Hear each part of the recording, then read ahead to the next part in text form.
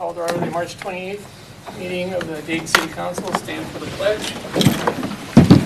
Pledge allegiance To the flag of the United States of America and to the republic for which it stands, one nation, under God, indivisible, with liberty and justice for all. Everybody can mic up. Need a motion and a second for the agenda. Motion. Second, whatever. Any discussion on the agenda? Any changes? Yes, Mr. Mayor, there will be one item I would like to add. I'd like to add item N under the consent agenda. We would like to be able to approve the ability to post for the accounts payable clerk position within City Hall.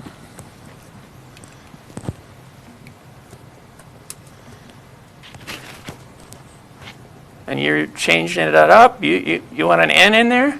Yeah, he's making it difficult. Yeah, making it so that we don't do G1, because I heard about it last time that it's a subset, so we're going to do N, which is the last item, and we're going to add it to the consent agenda. All right, item N will be going out for which? The AP clerk Oh, yeah, okay. position.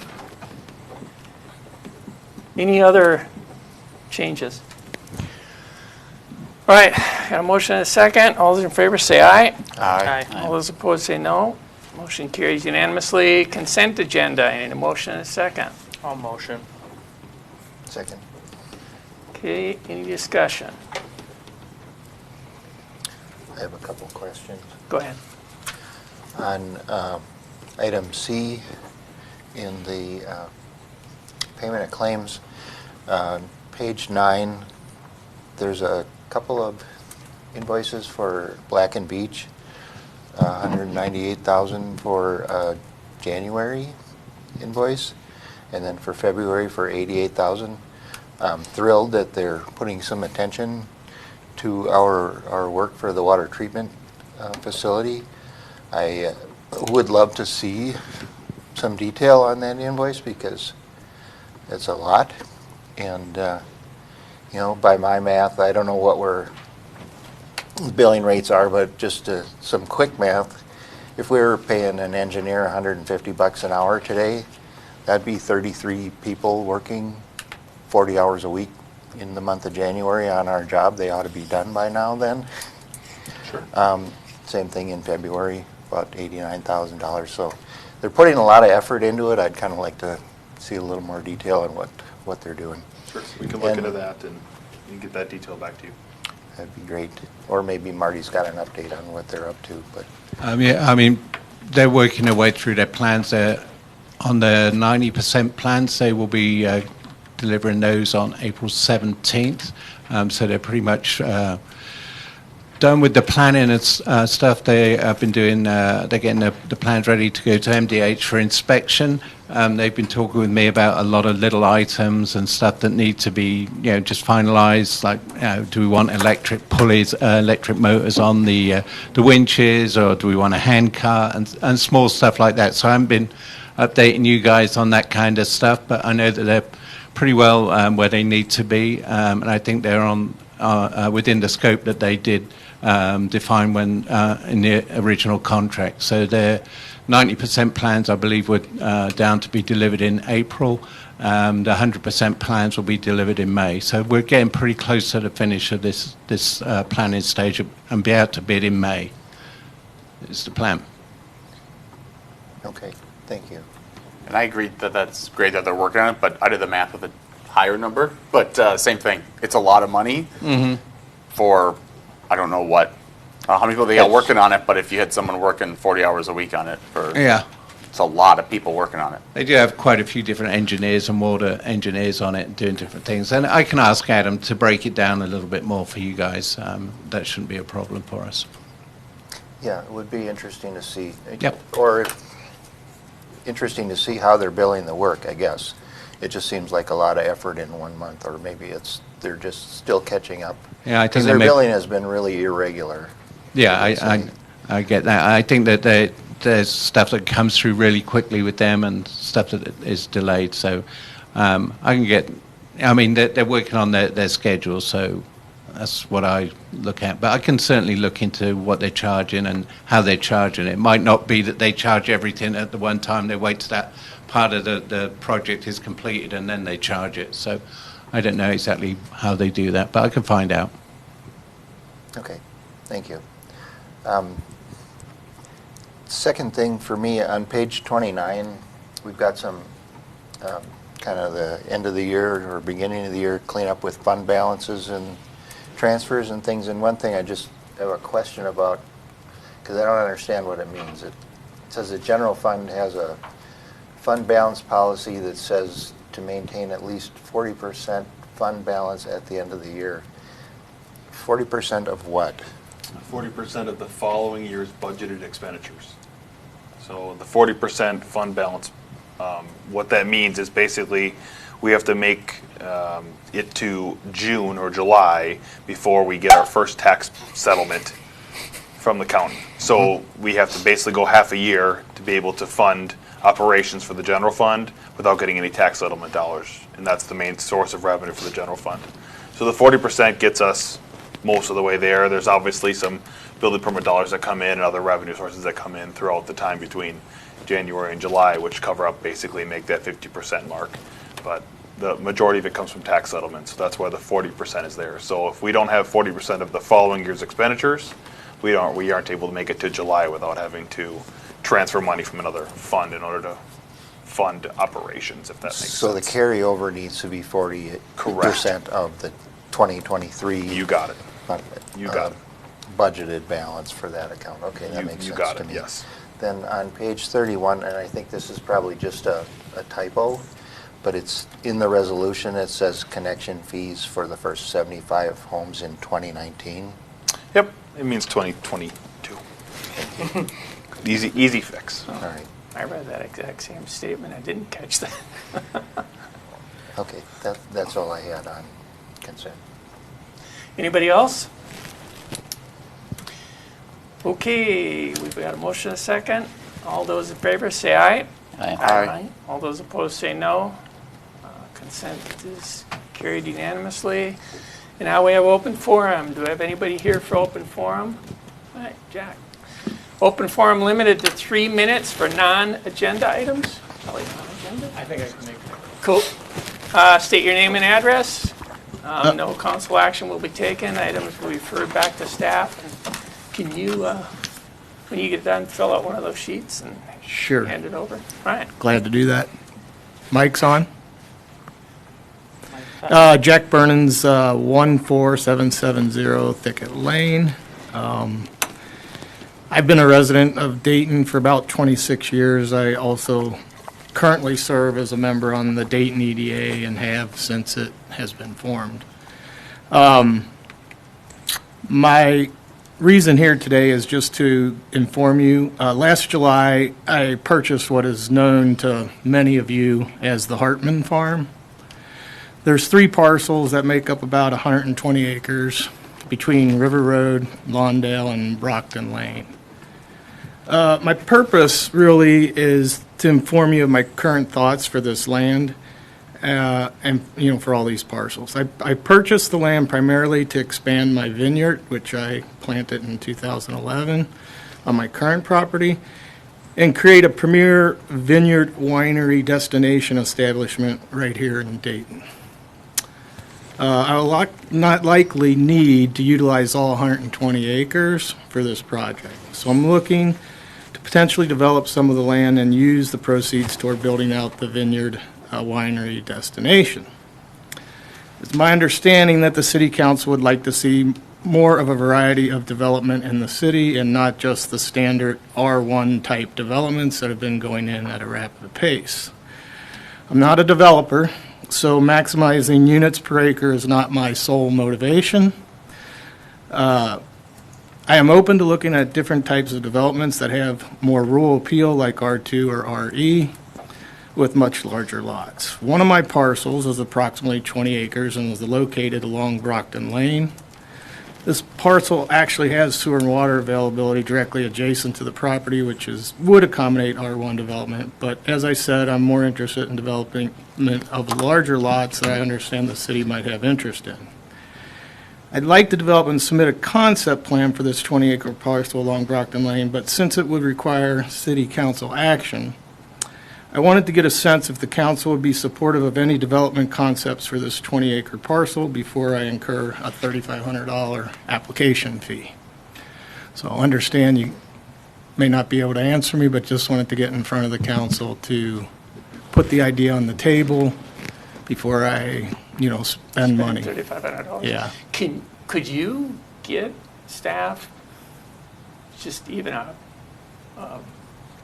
sheet of paper or something, kind of what you're thinking? Yeah, I've actually developed that. Okay. I just didn't want to go through the application process, which is the formal process of, it's a $3,500 fee. And so because that land right now, for my understanding, for R1 development would need to be moved up in the staging plan of the, Yeah, you want to. that, if it was R2 or RE, then I believe it would just be a zoning change, but in both cases, it would be a city council action required. And I don't want to spend that kind of money if there's no appetite for it. So, So part of it is escrow, part of it is fee. So part of it would come back to Mr. what Burns if, part, how much? oh, I'd have to look at it Do you exactly. know, I believe it's 35, I think it's 3,500 for the escrow, and then it's like a $250 application fee. Correct. I So think that's correct. I'm pretty sure that's Oh, right. so you get, But So- I was so of you're the gonna get all understanding of- that most of the 3,500 would be used up in That's the staff time and engineering and anything else time. in we the spend on that, but- assessment of the concept plan. Correct. So you wouldn't get, my understanding is I would not get much, if any, of that 3,500 back. Yeah, and it depends on how much work we put into it too for staff time, basically. well, this is kind of a conundrum, because I'd like to look at it, but at the same time, so we don't have an estimate of how much it would really take even for a, We could run it with, like I said, I can work with the planners and Jason and figure out how much it would cost because for I relative can't time. imagine this is going to be a lot of staff time, but I don't know. Yeah, plus we need to even, what 20 is it? Which 20 is it? Is it, It's the 20 along 21. Brockton Lane. Yeah. So you turn right on Brockton off of River Road Yeah. from the church. It's the 20, where your guys' well is. Yep. And treatment. And I also understand in discussions up to this point that you may want to acquire some of that property for your water treatment plant. Yeah, I'm not sure that we can give you an answer without knowing a little bit more. Sure, I mean, I'm glad to provide, I do have a concept drawing. I just didn't want to go through the formal process of submitting the application, knowing that it would take city council action to consider any type of development on that 20-acre parcel. what's more likely going to have to be RE, right? Because it's 2050 in that area, I believe. R2 is Which- the same districting, it would just be, that's unsewered, R2 is unsewered, but it's smaller lots. Small. Not as in, Yeah. so RE is 5 acres, R2 is 2 acres or 2.5 acre lots. So R2 is, just for general perspective, R2 is what we have on the north side of Dana Road. Yep, yep. Basically, it has sewer and water in the road, however, it's not sewer and watered within their home unless they have It's 2.5 minimum? or- those are 2 or 2.5 minimums. I think it's like 2.1 It's something. 2 or point- 90,000 square feet. 2.01. 90,000 square feet, yeah, so 2.1. It's like 2.01 acres, because I have a concept plan drawn by obviously a survey, a company, but the next step, which is a formal application, starts to get into bigger money. And so I just, being aware that maybe you don't want all kind of R1 development in the city, more of a variety of development, this is something I could do, Yep. sooner than 2050. If I wait to 2050, obviously probably go to R1, or whatever you guys zone it for, but. I think the concern I have is that we don't know what roadblocks are ahead. Personally, I think I'd be fine with it. And I don't know where these guys are at. My only concern would be that there's another issue that simply says, no, it can't be done. But Yeah. And I don't know that we'd know that until staff looked at it. Well, and I don't have a problem having staff look, I mean, I can go through the application. What I really was hoping to gather tonight, and you can get back to me, is just if there's an appetite from the council to support that. And if there I think is, that's then the right I'll word, spend the money and, Is that several of us anyway have an appetite for more RE type development in the city. You know, it's hard to answer any specifics. Right. And I know where you're talking about certainly, but yep. you know, what obstacles there might be to making that happen is impossible for me to answer. But, Understand. you know, I think the mood is that we'd like to see those things be successful. And we are, so we're doing some land use stuff in the near future, and that's one of the bullets in that land use is RE zones and where we can put them and where they make sense. And Well, and I believe, at least what I've listened to on the RE discussion, that maybe all of the land that I own may be fit for that. However, obviously, my first priority is to put in the vineyard and the winery, which could take anywhere from, I mean, I'm estimating on the low end 40 acres, probably on the high end 100 acres, but probably not that much. Sort of depends how successful I am at it. I mean, I'm open to it. I would say it's very, look, I pulled up a map to see where it was, so it's as close to the village as we look to revitalize the historic village. I think I'd be more open to seeing something that's R2, that's kind of pre-plotted to eventually move to probably R1 in the, like, further down the road where the lots could be sold off if need be, because I think if you're trying to get businesses down there, having the population density down there is going to help drive the headcount needed for the business. So I'm open to it, for sure. Okay. Well, thank you. I don't want to take more clear as time. mud? Appreciate it. Yeah. Thanks for coming. Thank you. Anybody else for open forum? Anybody online? So we do have quite a few participants, and if you'd like to speak in open forum, please use the raise your hand function. I'm not seeing any. Thanks. Okay, thanks.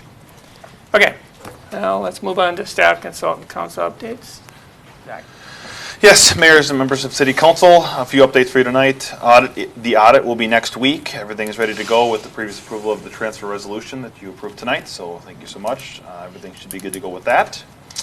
Chief Enga, Chief Hendrickson, Chief Farrell of the Public Works Department, and I met today to discuss the flood possibilities that we have this upcoming spring.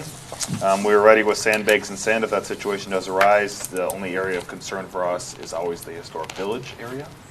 But knock on wood, we've had a really good spring so far with a slow melting process, so that hopefully will help. And we will keep the council posted on any major news or updates that we have moving forward. Have we reached out to any of the citizens down there yet and see if they have an appetite for it? We have, Chief Ango has been the one.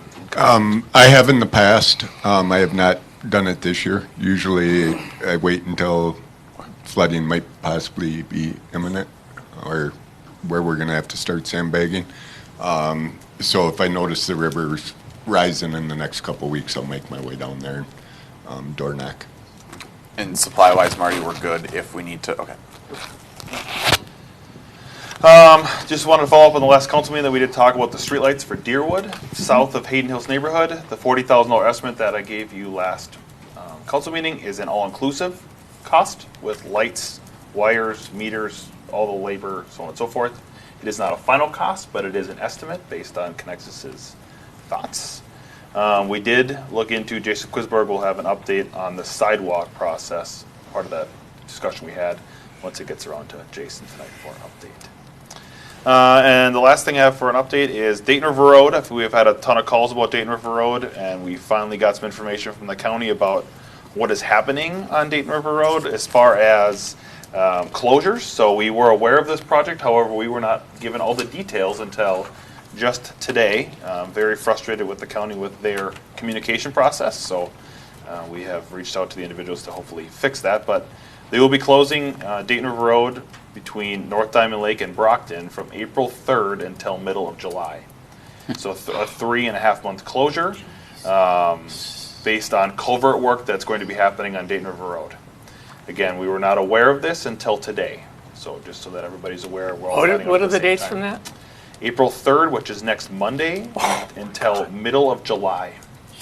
They posted that closure yesterday on the message boards. So for people that are located within that, we are told that they're going to maintain local access to those roads. However, there will be hard closures at points where the culverts are going to be redone.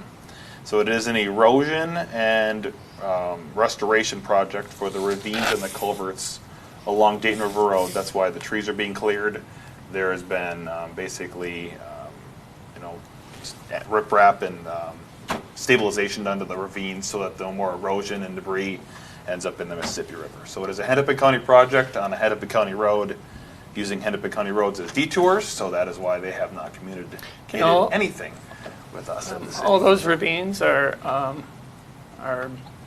easements and/or DNR property? Is that how we Yep. weren't notified of this? Correct, yeah, so Three Rivers Park owns a few of them, and then we were notified about the project because one of those is along Cloquet Overlook Park, on the south side of that, and they provided us with some tree dollars, basically dollars to replace trees within that area. So roughly 30 trees will be replaced on that ravine, maples and nicer, instead of scrub oak or scrub swamp oak, we call it. It'll be nicer trees, maples and such. But the only reason we knew about, but they were told at that time, we were told that it was going to be sporadic closures, which would mean that they would close it and then open it back up, close it and then open it And back now up. it's not. It's And now it is a permanent closure, Until- or let's say hard closure from July what? middle of July. July 20th, 21st. is April the rough 2nd. date, but It's a long time. April 3rd. That's, I think. Third. The sign says the 2nd. No, I'm pretty sure it's the 3rd. Okay. I'm pretty sure it's That's- April 3rd Yeah, through the middle it's of the July. Monday. Yeah. All right. Tears into Stevens I Park. guess. Just Whatever. Yeah, Are they so going to we- keep up?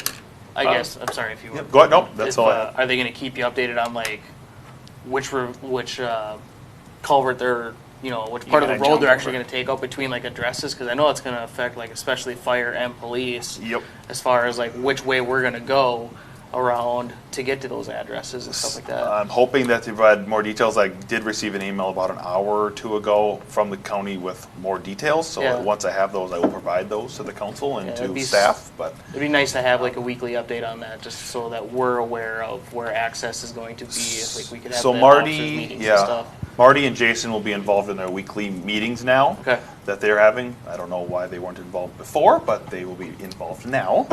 So hopefully they'll be able to provide enough updates to the council and to staff on when closures will happen, where they'll happen, so on and so forth. There are 6 culverts, but it'll be a 3-month closure for that And process. Kevin Anderson didn't know about it until we asked him? Yep, that's correct. Really? He didn't know about it? Well, I don't know if he knew about it, but he did not know about He knew there was a project, just didn't know where. well, I don't know. Is He this was the informed of project that the he, email sent today that I sent. All right. is this possibly the project he was saying that was going to begin to happen sooner than we thought? I don't think so. I don't think so, but Nope. Yeah. clearly ravines are more important than roadways, huh? I mean, they have the roads closed. They could just fix them while they're there. You- And you'd they're think- already closed. I don't have an answer. I think what they're doing is doing this work ahead of the road resurfacing. That's generally what probably. they do. They go in and do all the culvert work and any stabilization ahead of the full project.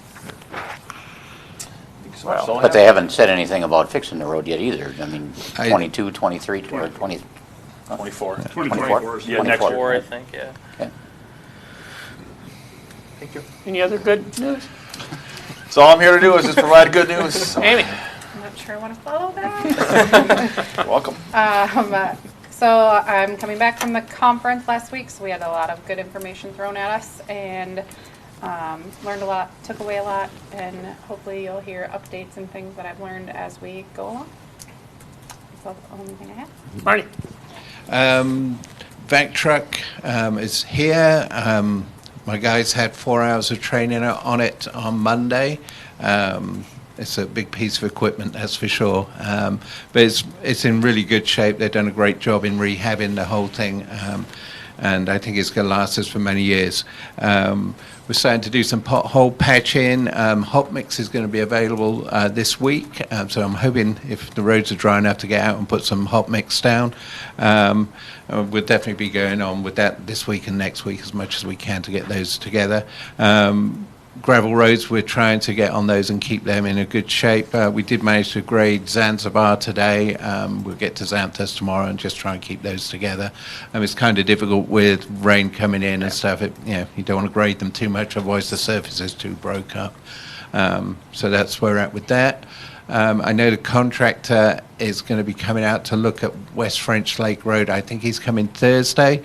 That's getting a little bit broken up. So Rowdy with Stantec is going to meet the contractor out there and go through what our options are. I think they'll just do some fill-in and basic grading there in the bad spots and try and get some of the water off the road as well. How early can they pave that?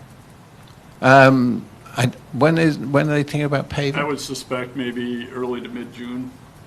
They think they're going to do it in May, and maybe, but it feels a little you don't. optimistic.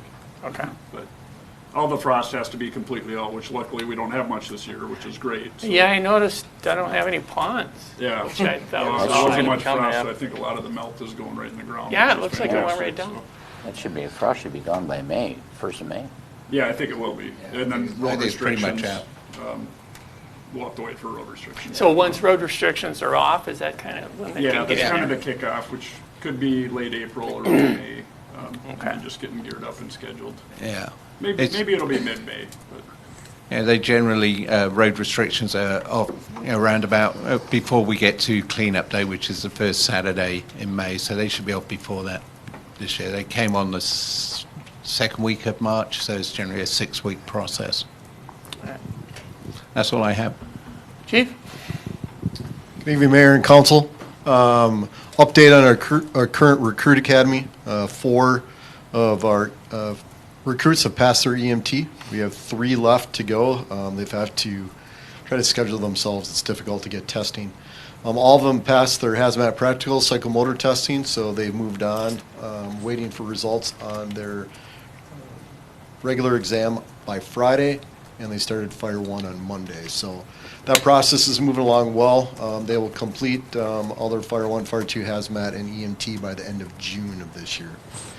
We've started to recruit again for this year. It went out in the on Facebook. Our Facebook page is up and running again, so that's out there. And then we're advertising other places. We received 1 application so far, so hopefully we get many more before May 25th. We're doing our physical agility test.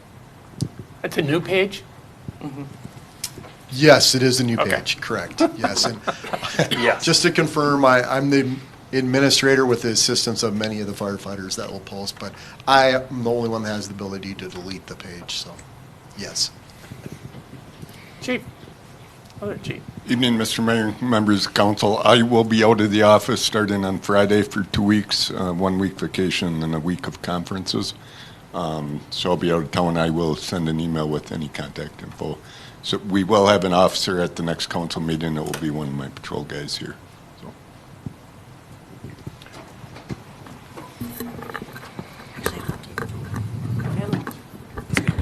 Good evening. So we have our spring adult wellness classes starting next week. So if you haven't signed up yet, there's lots of space left.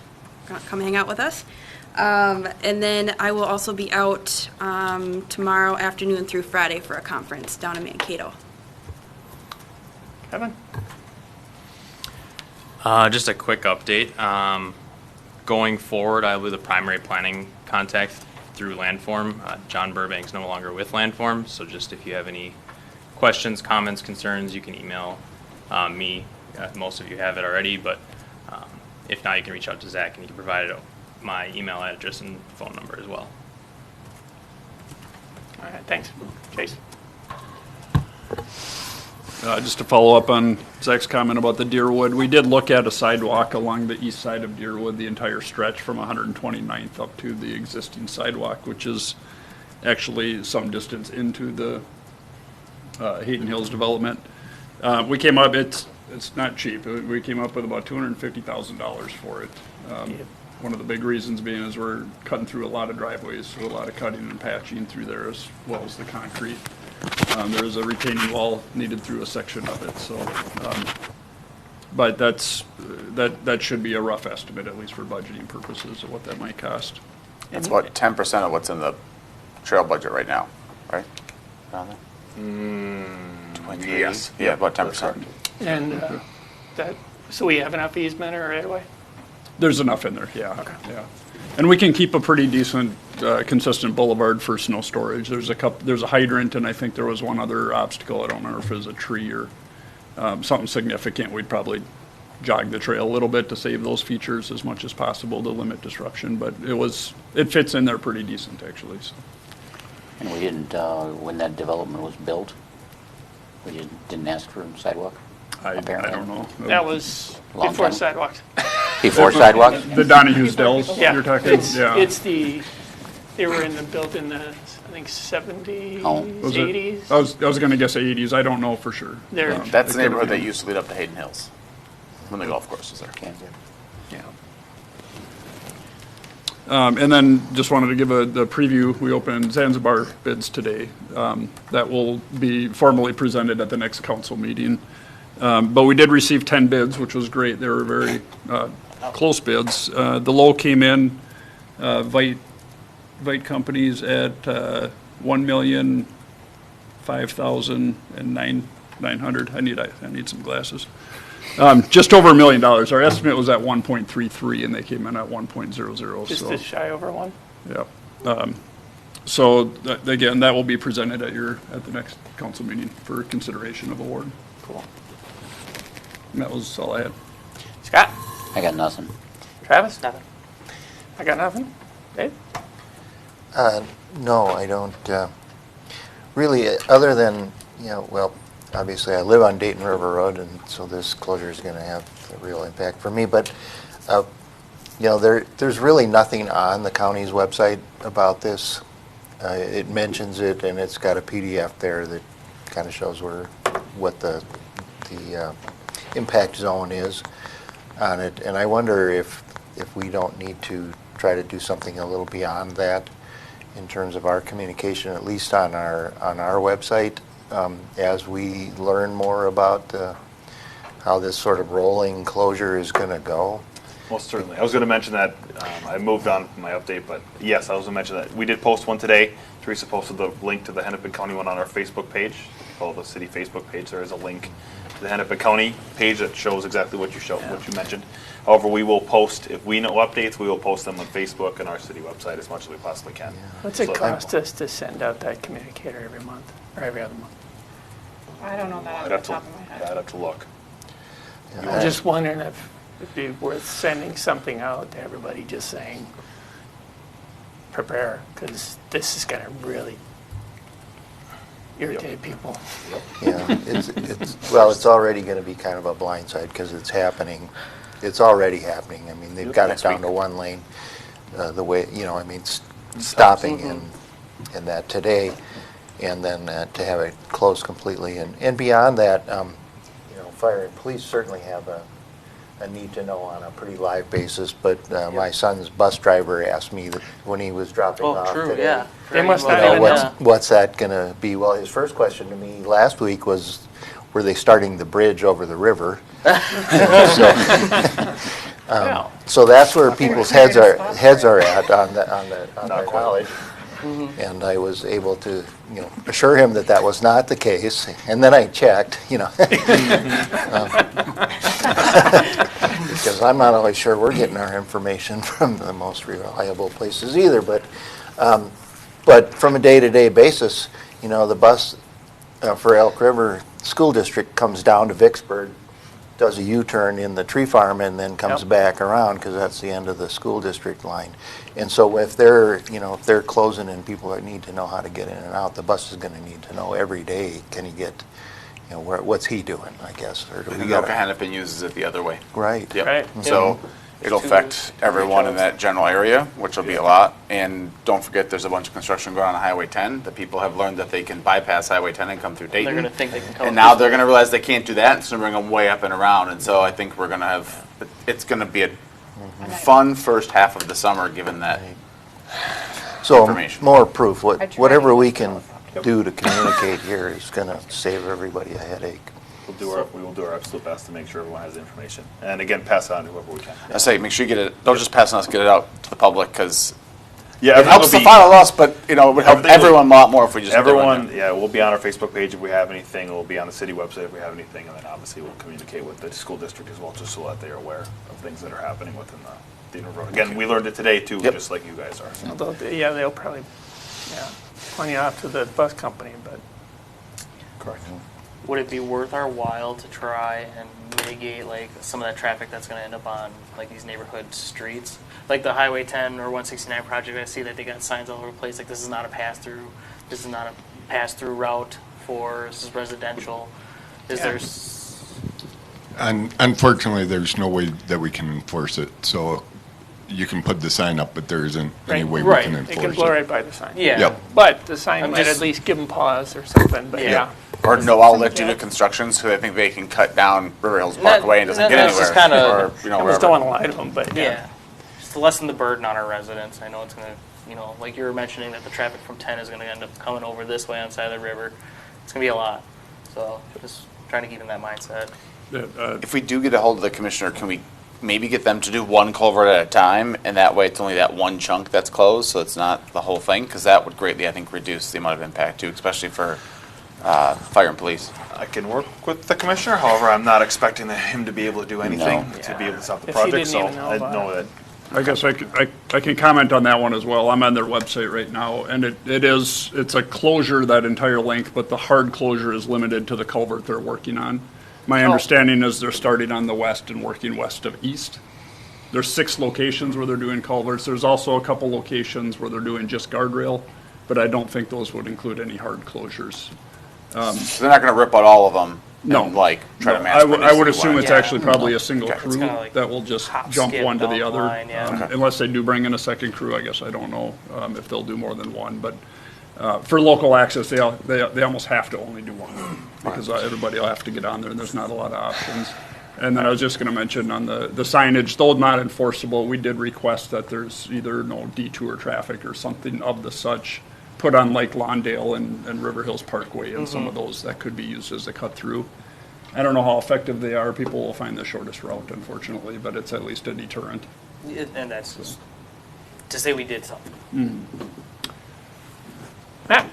I only have one thing in that I've noticed some places where the snow removal has ripped up some yards, Marty, and I know you and I talked, but it's okay for people to start reaching out to whom if they've already seen those issues in their yards and they want someone to take a look at it?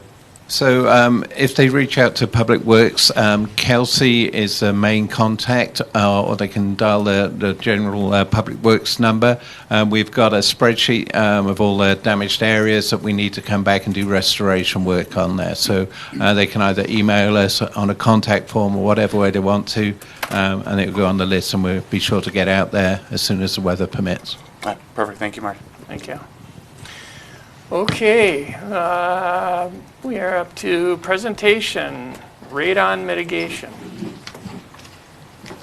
All right. Thanks, Thank Jack. you. Mr. Mayor, City Council, City staff, thank you for having us. I know we are your cousin, step siblings to the west in Wright County, but we do know a sliver of Dayton is in Wright County, but with our program with Radon, we are more than happy to service all of the city of Dayton where we can. So, my name is Gavin Woodland. I'm with the Environmental Health Program with Wright County Public Health, and we are here to talk about radon gas. So, it actually is a message for not only city staff and city council, but for residents that are in attendance as well, or residents watching. We're going around to the different cities and townships across Wright County to talk about radon gas. So for those that aren't aware, radon gas is actually a radioactive gas that comes from the decay of earth metals in our soil. So it's one of those things that we're always exposed to, we can't fully eliminate, but there is a health exposure concern, and so we want to try and reduce exposure as much as we can. So the public health piece attached to radon gas exposure is that it is the second leading cause of lung cancer behind smoking. So if you're a non-smoker, it's going to be your leading cause of lung cancer. Now, that's not a fear tactic, that's not a scare mechanism, it's a proactive public health that's trying to get ahead of it and reduce exposure where we can. I equate it similar to smoking in that it's long-term exposure. So you're not going to get lung cancer from smoking cigarettes for one day. Same thing with radon gas, you're not going to get lung cancer from one day of exposure. It's long-term exposure, but it's colorless and odorless, so we don't necessarily know if it's in our home. You can't just walk into a home and be able to tell if there's radon gas in the home. The reason why it's such an emphasis for the state of Minnesota and Wright County is that we have a unique geology and unique landscape that has our average radon levels 3 times higher than the national average. So for one, you think of the Iron Range, think of our unique landscape and that we have a lot of metals in our soil already. 2, we are a northern climate, so as we were talking about the frost thawing out in winter months, so this year in particular, there's a lot of snow that we have to wait to melt before our soil can really breathe again. So a lot of those natural gases that are trapped under that frost layer, they can't dissipate in the air like they normally can in warmer months. So in the winter months in particular, we see those radon gas exposures higher in the homes because there's a stack effect that our furnaces create when we're pulling in for heat. And then you have things like sump buckets, you have things like well rooms, you have farm homes that have been around for 100 plus years that were built to breathe from a moisture standpoint, but then it leaves them susceptible to the gas uptake being a lot more easily accessed. So it's that pros and cons of Minnesota housing. You have newer builds that are really sealed up tight, but they can have a lot of moisture issues as a result. And on the flip side, these farm homes from late 1800s, early 1900s that are still around have that breathing capability and were well built, but they're pulling in that radon gas a lot easier because of that. So, and then the third thing being that with Minnesota as a whole as well, we have different regions of Minnesota that, based on that soil content, could have higher or lower levels. So if you look at the hard brochure that my colleague Patty passed around, inside there's actually a chart of the state of Minnesota. So Wright County and Hennepin County as a whole aren't in the highest regions of Wright County of radon gas exposure. The southwest corner, for some odd reason, has a higher uranium content, which is the first radioactive metal that results in the decaying to radon gas. So the southwest of the corner of the state does have a higher content than the rest of the state.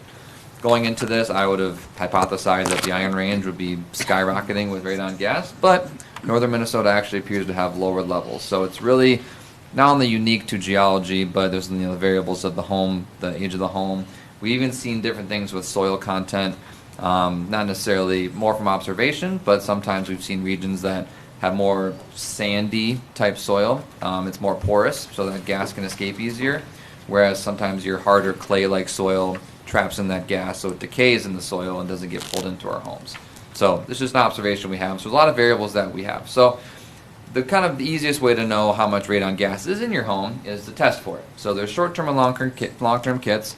There's 3 different ways that you can get a short-term kit. We do sell them at the Wright County Government Center, so if someone that's in the Hennepin side calls, we're not going to address check. We'd be more than happy to provide you a kit. So we reduce them for residents for $5. And really what it looks like is you hang it in the lowest level of your basement. It's a padded envelope that has a charcoal sealant that captures the radon gas activity. And for 3 to 7 days, you measure your lowest level. Then you mail it into a lab, and the results get reported back to you. So you can get them through the government center through us, or if there's an order form inserted into the brochure as well, we can leave some of those here for City Hall too. And if they want just to send in a check or $5, we can just mail the $5 kit to them. If they want to go to the state's website, it's mn.radon.com. This info's in there too, so don't worry about trying to remember it. They're $12.95, so just cost comparison. Some hardware stores do have radon tests in stock, but it's a lower inventory item. So if you're going to Menards or Home Depot or something, it's probably going to be anywhere from $25 to $45. And then if you're a techie and you want to get Bluetooth and wireless and continuous readouts, you can get kits for $100 to $200. But we recommend that residents at least start with the short-term kit that we have just to get an idea of where the levels are at. So if you look at that hard brochure again, there's actually a table that kind of on the back of the hard brochure that shows the kind of chart of what readings mean and where you would fall into. So that 0 to 2 mark, the unit's picocuries per liter, so it's not actually a volume concentration, it's a decaying rate activity concentration. So with that measurement, If you're between that 0 and 2 mark, there's really no action needs to be taken. That's a pretty safe exposure level, more just continuing to test every few years. 2 to 4, which is where most of Wright County falls in. Dayton itself in this tract of Hennepin, Wright County is 2.8. That was the average results we got between 2010 and 2020. If you're in that 2 to 4 mark, no strong recommendation, but it is a consideration from a mitigation standpoint. So if you're going to be in the property for a long period of time, you might want to consider some sort of action or testing more frequently just to make sure that your levels are stable. If you're above that 4.0 mark, that's really the level that we want to really make sure some sort of action is occurring. The EPA equates 4.0 to about 8 cigarettes a day, which again, you don't get lung cancer from smoking 8 cigarettes one time. It's over a long period of time, so we want to try and get ahead of that long-term exposure where we can. So that's what the different readouts mean. And again, the biggest emphasis we have with radon, which a lot of us would probably think, well, when I bought my home, maybe I tested for radon. That's kind of a one and done, but unfortunately, radon gas exposure isn't a one and done measurement because of the unique properties of the metal itself. So uranium, which is we've all probably heard of with uranium and plutonium and radioactive things, decays into radon. So uranium has a really long half-life, whereas that radium metal has a short half-life. It's 2 to 6 years depending on where you look. So you're constantly having that radium metal decaying into that radon gas, which then decays into what's called the radon daughters. Those are the particles that are potentially carcinogenic that can have those health effects. So as a result, we want to encourage residents to try and test every 2 to 5 years if they can. So what happens is a lot of times we test one time, 10, 15, 20 years go by and we kind of forget about it, but we want to try and encourage residents to at least test every few years, depending on what their levels are at, to get an idea of what their exposure level is in their home. And from a mitigation standpoint, so if you do fall into that 4.0 mark or higher and maybe a resident's considering mitigation, what that looks like is essentially a hole is bored into the lowest level of your foundation, 3 to 5 inch PVC piping is installed and sealed up, and then it captures that radon gas subslab and then funnels it out of your property through the attic, through the garage, sometimes outside depending on the structure of your home, whether it be through active airflow or through an exhaust fan that's expediting that airflow. So any new builds, I know we had to talk about potential new builds, any new builds after 2009 are actually required to have a passive system installed. So what that means is the piping's in place, but there's no exhaust fan yet put in. It's equipped to have an exhaust fan, but the piping's already installed. So we really encourage new builds as well to test because you have the piping already set up, so all you really need to look at is the piping working? If it is, great. If not, then all you need to have is the exhaust fan hookup, and I believe all of them do it in the attic with a outlet or an electrical already wired in, so it's simply just installing the fan. So the nice thing about a mitigation system is that once it's installed, it's not like a yearly upgrade. I mean, PVC pipes don't have new models every year. It's kind of once it's in, it's in. So really it's just really keeping an eye on your fan, make sure the fan's working, because as long as the fan's working and pulling that gas from your subslab, then it's going to be funneling out that gas at a much higher rate. So the reason why we want to test the lower level, because this is where your direct soil contact is. So if someone has a well room that maybe they're never in, you could test in it, but you're not going to be exposed to that well room a lot, so it doesn't really make sense to test in the well room. Same thing if you're never in your basement, then don't test your basement, maybe test the first level of your property. So the recommendation is 10 hours a week at whatever your lowest level of your property is that you're spending. So if you have crawl spaces or well rooms, that sort of thing that residents aren't ever in, it doesn't make sense to test that because you're not exposed to it. So yeah, it might be higher, but if it dissipates quickly enough by the time it gets to your first or second floor where you're spending most of your time, then it's not going to essentially be a health risk, if that makes sense. We have seen air exchangers be effective with mitigation as well. You just need to kind of tweak with the exhaust and how much air you're pulling in, how much air you're pulling out, because if you're pulling more than you're pulling out, then you're going to be potentially pulling in more radon gas. So it's still good to measure because you can kind of experiment with the exchanger to see how to get those levels down. So sometimes the exchanger will increase it, but if you have the tests available, you can see that effort put in. So if residents do have a concern about radon and they're looking for mitigation, we do have a list of contractors that provide that service. It's a licensed entity in the state of Minnesota. It isn't everywhere, but in Minnesota it is. So we have a list of contractors that service Wright County and this region. So we'd be more than happy to provide that information to anyone that needs it. Most contractors will actually recommend residents to look at potential sealing opportunities first, even before they do any sort of mitigation installation. One, because if you have older homes, you likely have a lot of exposed brick or things like that where it's cracks in our foundation are visible.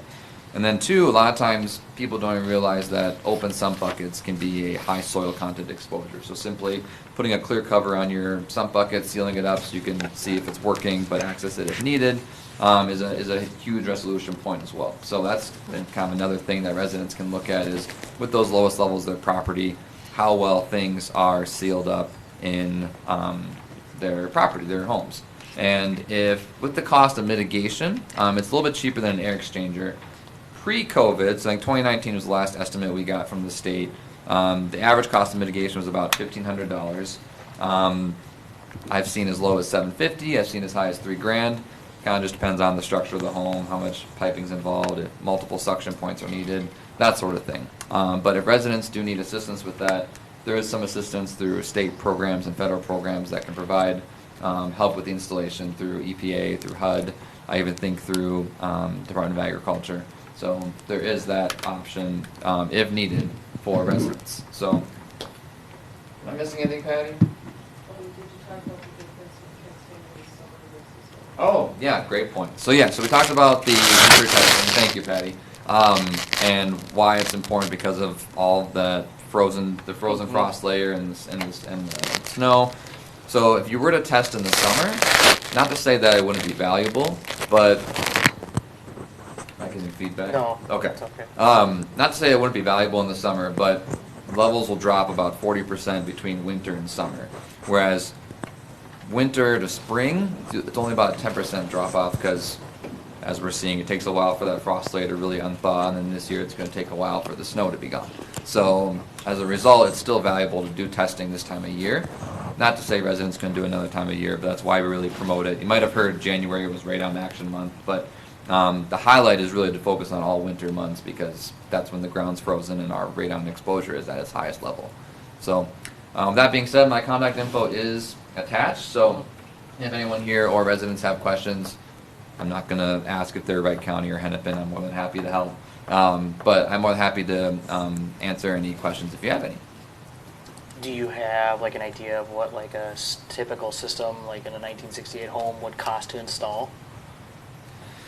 I mean, there's a lot of variables. I will say if you have an attic, that helps, or if you have an attached garage, that helps. Just because then there's a direct kind of path. You don't have to try and go through a closet and try and have it be a weird route. It is a cost saver if you go on the outside of your home, but depending on where you do it, it could be kind of an eyesore. And then two, it's susceptible to frost. So if you do go outside, they recommend usually have some sort of heat pump attached to at least keep it warm in the winter. And then you can unplug it and not run it in the summer kind of thing.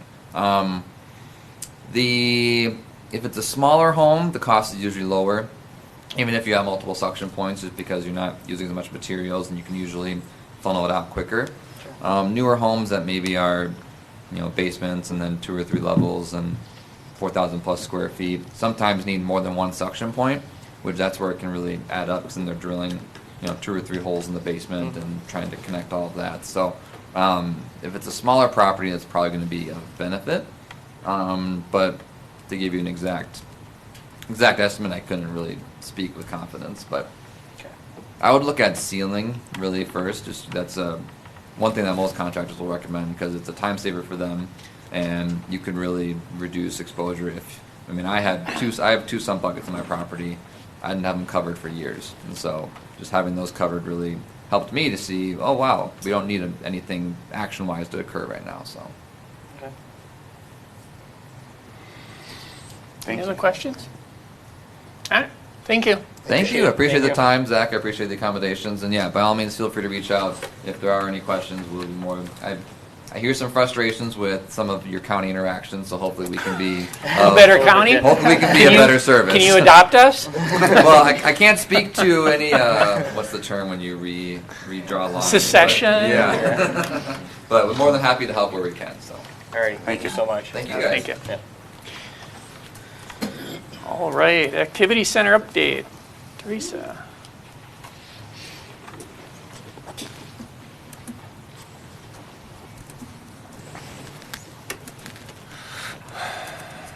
do I put it in? How do I do prisoner mode? I think I just use that. All right. Awesome. Well, thank you, Mr. Mayor and council members, for having me tonight. So I tend to be a very behind-the-scenes kind of person. You don't see a lot of me, and just all of a sudden these events appear out of nowhere. So I thought I'd kind of run through what my process is and why I do what I do.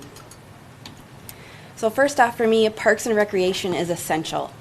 And this is directly from the National Park and Recreation website. They have a whole laundry list of awesomeness that kind of demonstrates why we need park and recreation in our communities. Some of the things that they talk about are promoting health and wellness. Direct exposure to parks reduces stress, anxiety, and depression. Park and recreation programming and educations are critical to childhood development. Just having kids have access to that nature, wow, that, to that nature play reduces or increases their ability to interact socially and create those skills that they need to be a successful human. Park and recreation also drives economic opportunity. So many times we're kind of the suction of all the government funds, but in reality, the park and recreation industry nationwide brought about $218 billion and created about 1.3 million jobs in the United States. So we're not a small little thing, and we can do a lot of good. So park and recreation is also everywhere, uniting people and strengthening communities. And just having that community, that outlet, does wonders for people's health and wellness as well. And park and recreation is also essential for our infrastructure and for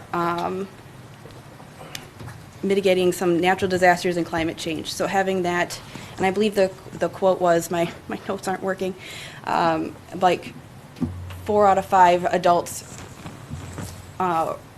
really encourage park and recreation departments to promote environmental awareness and working in creating those items to mitigate climate change. So kind of what I do is I base a lot of what I know on what the National Recreation and Park Association puts out there. So they have 3 pillars that they base everything off of. First is health and wellness, being that it's so vital to a successful community. The next is creating to advance parks, recreation, and environmental conservation to enhance the quality of life for everybody, not just those that have the money to afford classes or have the ability to live within walking distance of a park. And then, of course, conservation, creating the resilient and climate-ready communities. And we do a lot of work in that realm as a park and recreation professional. So my driving force, my why am I here, why do I do what I do?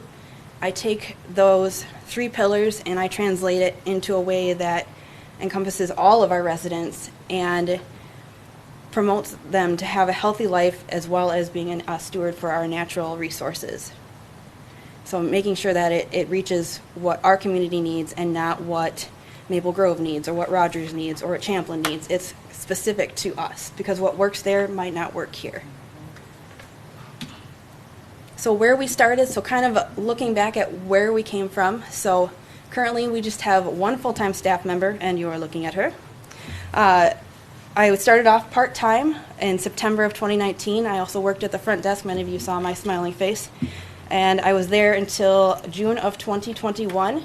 And so and the majority of that time was during a pandemic. So I was starting a department, working part-time in a pandemic.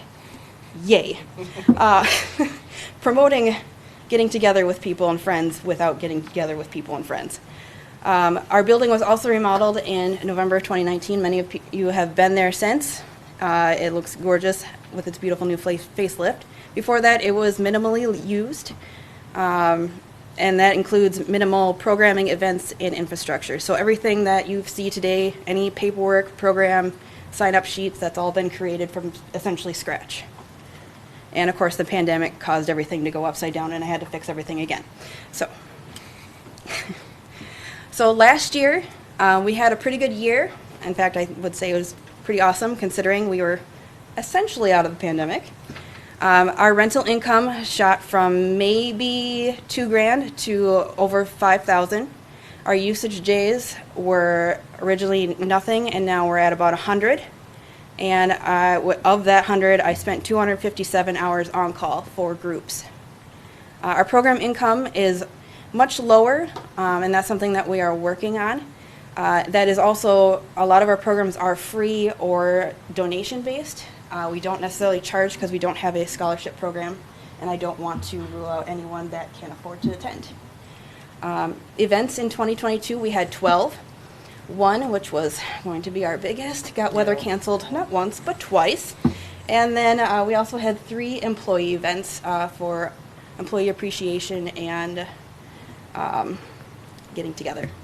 So our overall event attendance was over 750 people, and that does exclude 2 different parades that we had in the city because I started counting and that didn't work. So 750 plus. So my average week is never average. What I do on a week varies constantly, which is both wonderful and sometimes frustrating because I never know what to expect. But it's also wonderful because I don't know what to expect. So depending on how you look, what side of the coin you look at. But on any given day, I am doing program and event development, marketing, and implementation of those programs, facility management, rental marketing, tours, coordination, on-call, handling social media, helping with website updates, and then lovely meetings like this, and then your typical communications of phone calls, emails, and text messages.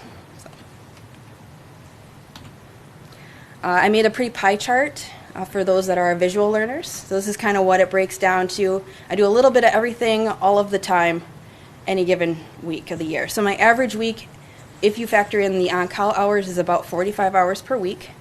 And I can certainly send this out because this is a lot of colors happening here. On an event week, that's typically 62 hours per week. And the bulk of that is obviously the event prep and cleanup. Depending on the intensity of the event, it can take up a lot of time, and other times it's quick and easy. All depends on what it is. So kind of the steps that I go through to make these things happen. Oh, how do I get that weird little thing out of there? There we go. I start off with planning. So assessing the needs, determining objectives, cost analysis, and then initial interdepartmental collaboration. Say that 5 times fast.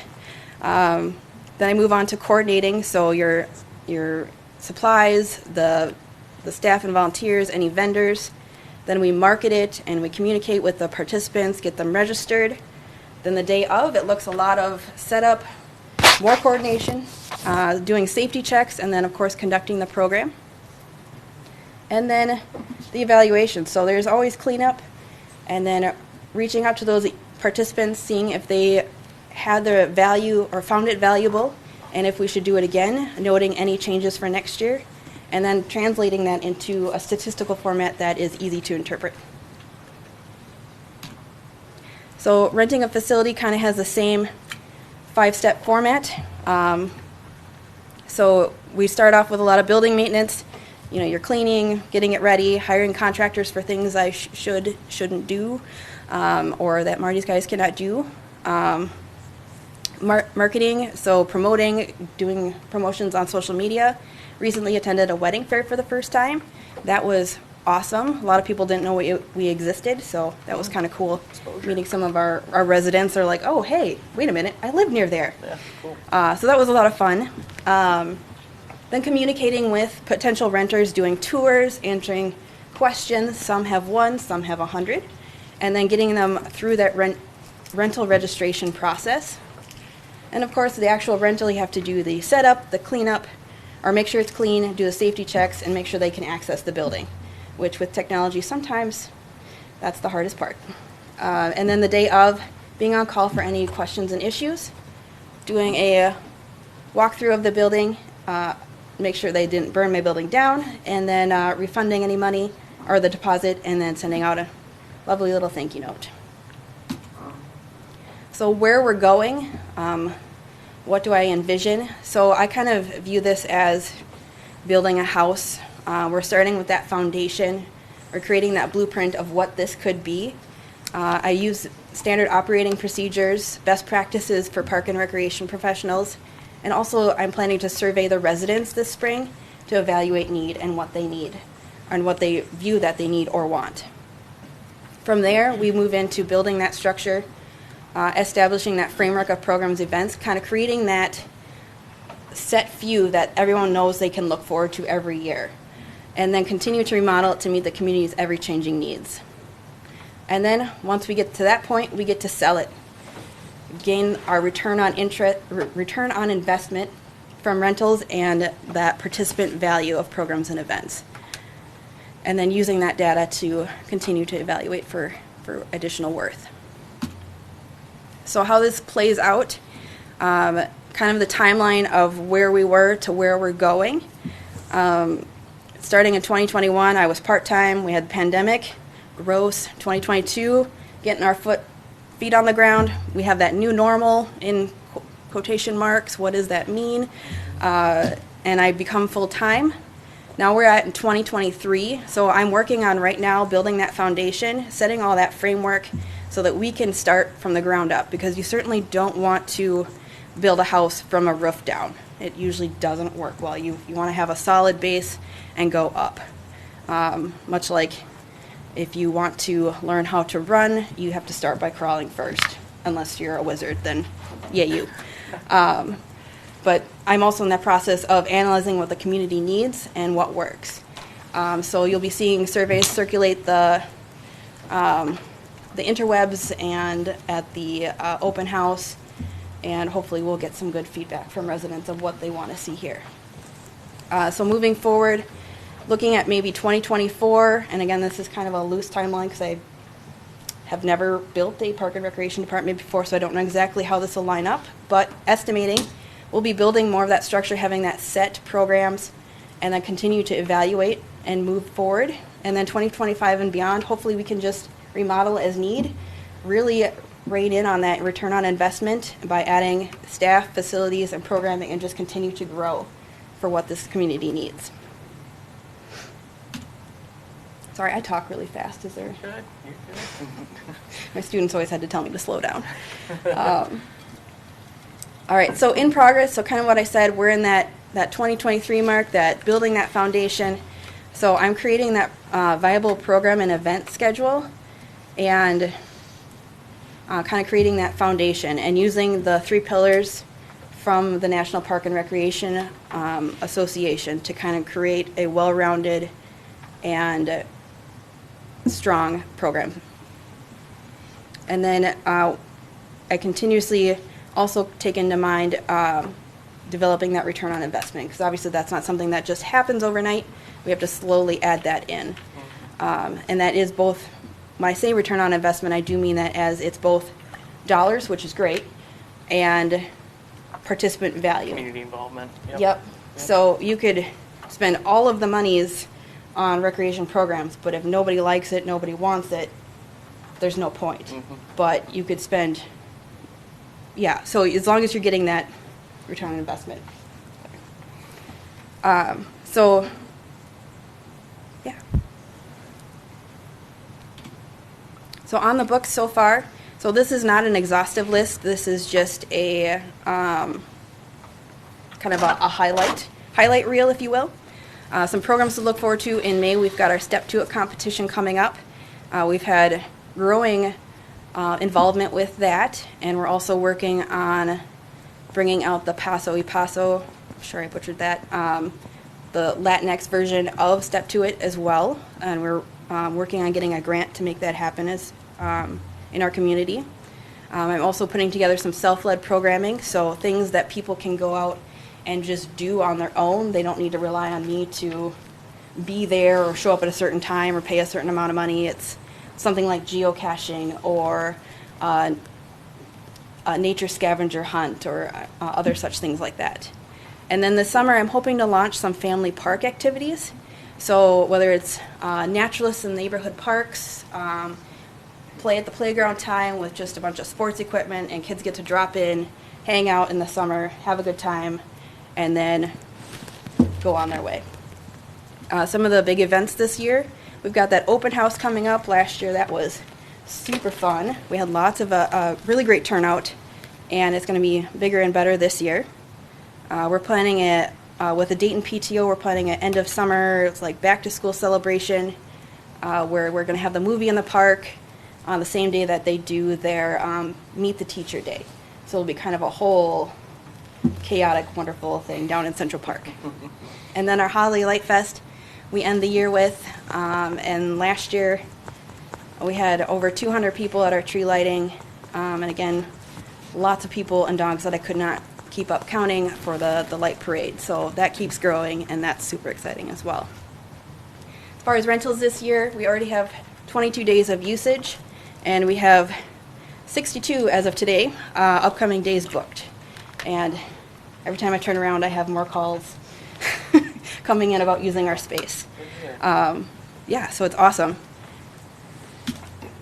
So in summary, the Dayton Activity Center, as you know it, is just the hub of what could be the Dayton Parks and Recreation Department. There are no real guidelines, I Google searched that, to creating a department from the ground up. And it's just a matter of persistence, trial and error, and constant evaluation. So given the proper time and resources, it can become exactly what this community needs. The end. Thank you. All right. Thank you. Any questions? Thank you. None for me. I just remember 3 years ago when I rented it, it just ended up being the perfect space for baby Elliot at that time. So Nice. again, it's another one of those avenues where I can't fit 60 people in my garage, but I sure could there. It worked out perfect for food and all that stuff. Yeah. So And you don't have to clean your house for it. I still had to clean up after there though. Oh. I tried. It's all good. Okay, any other questions? All right, thank you, Teresa. Thank All you. right. On to item H, huh? Can we take like a 2 minute? Oh, yeah, go ahead. We're gonna recess for 2 minutes. Is it me? Huh? Is it me? 2 minute recess.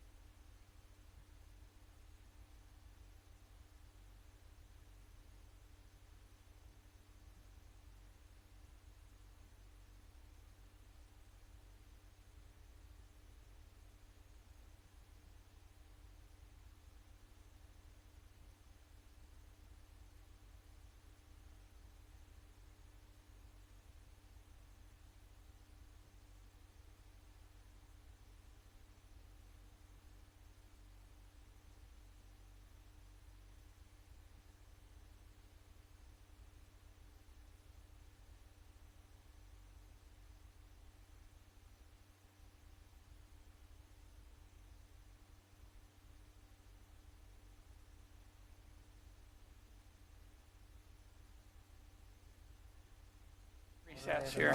Just that one. I'll I provide the lowballed the hourly rate, but because I had 1,300 hours that I was coming up with. That's Marty? I don't have that many people. just straight that. Your time.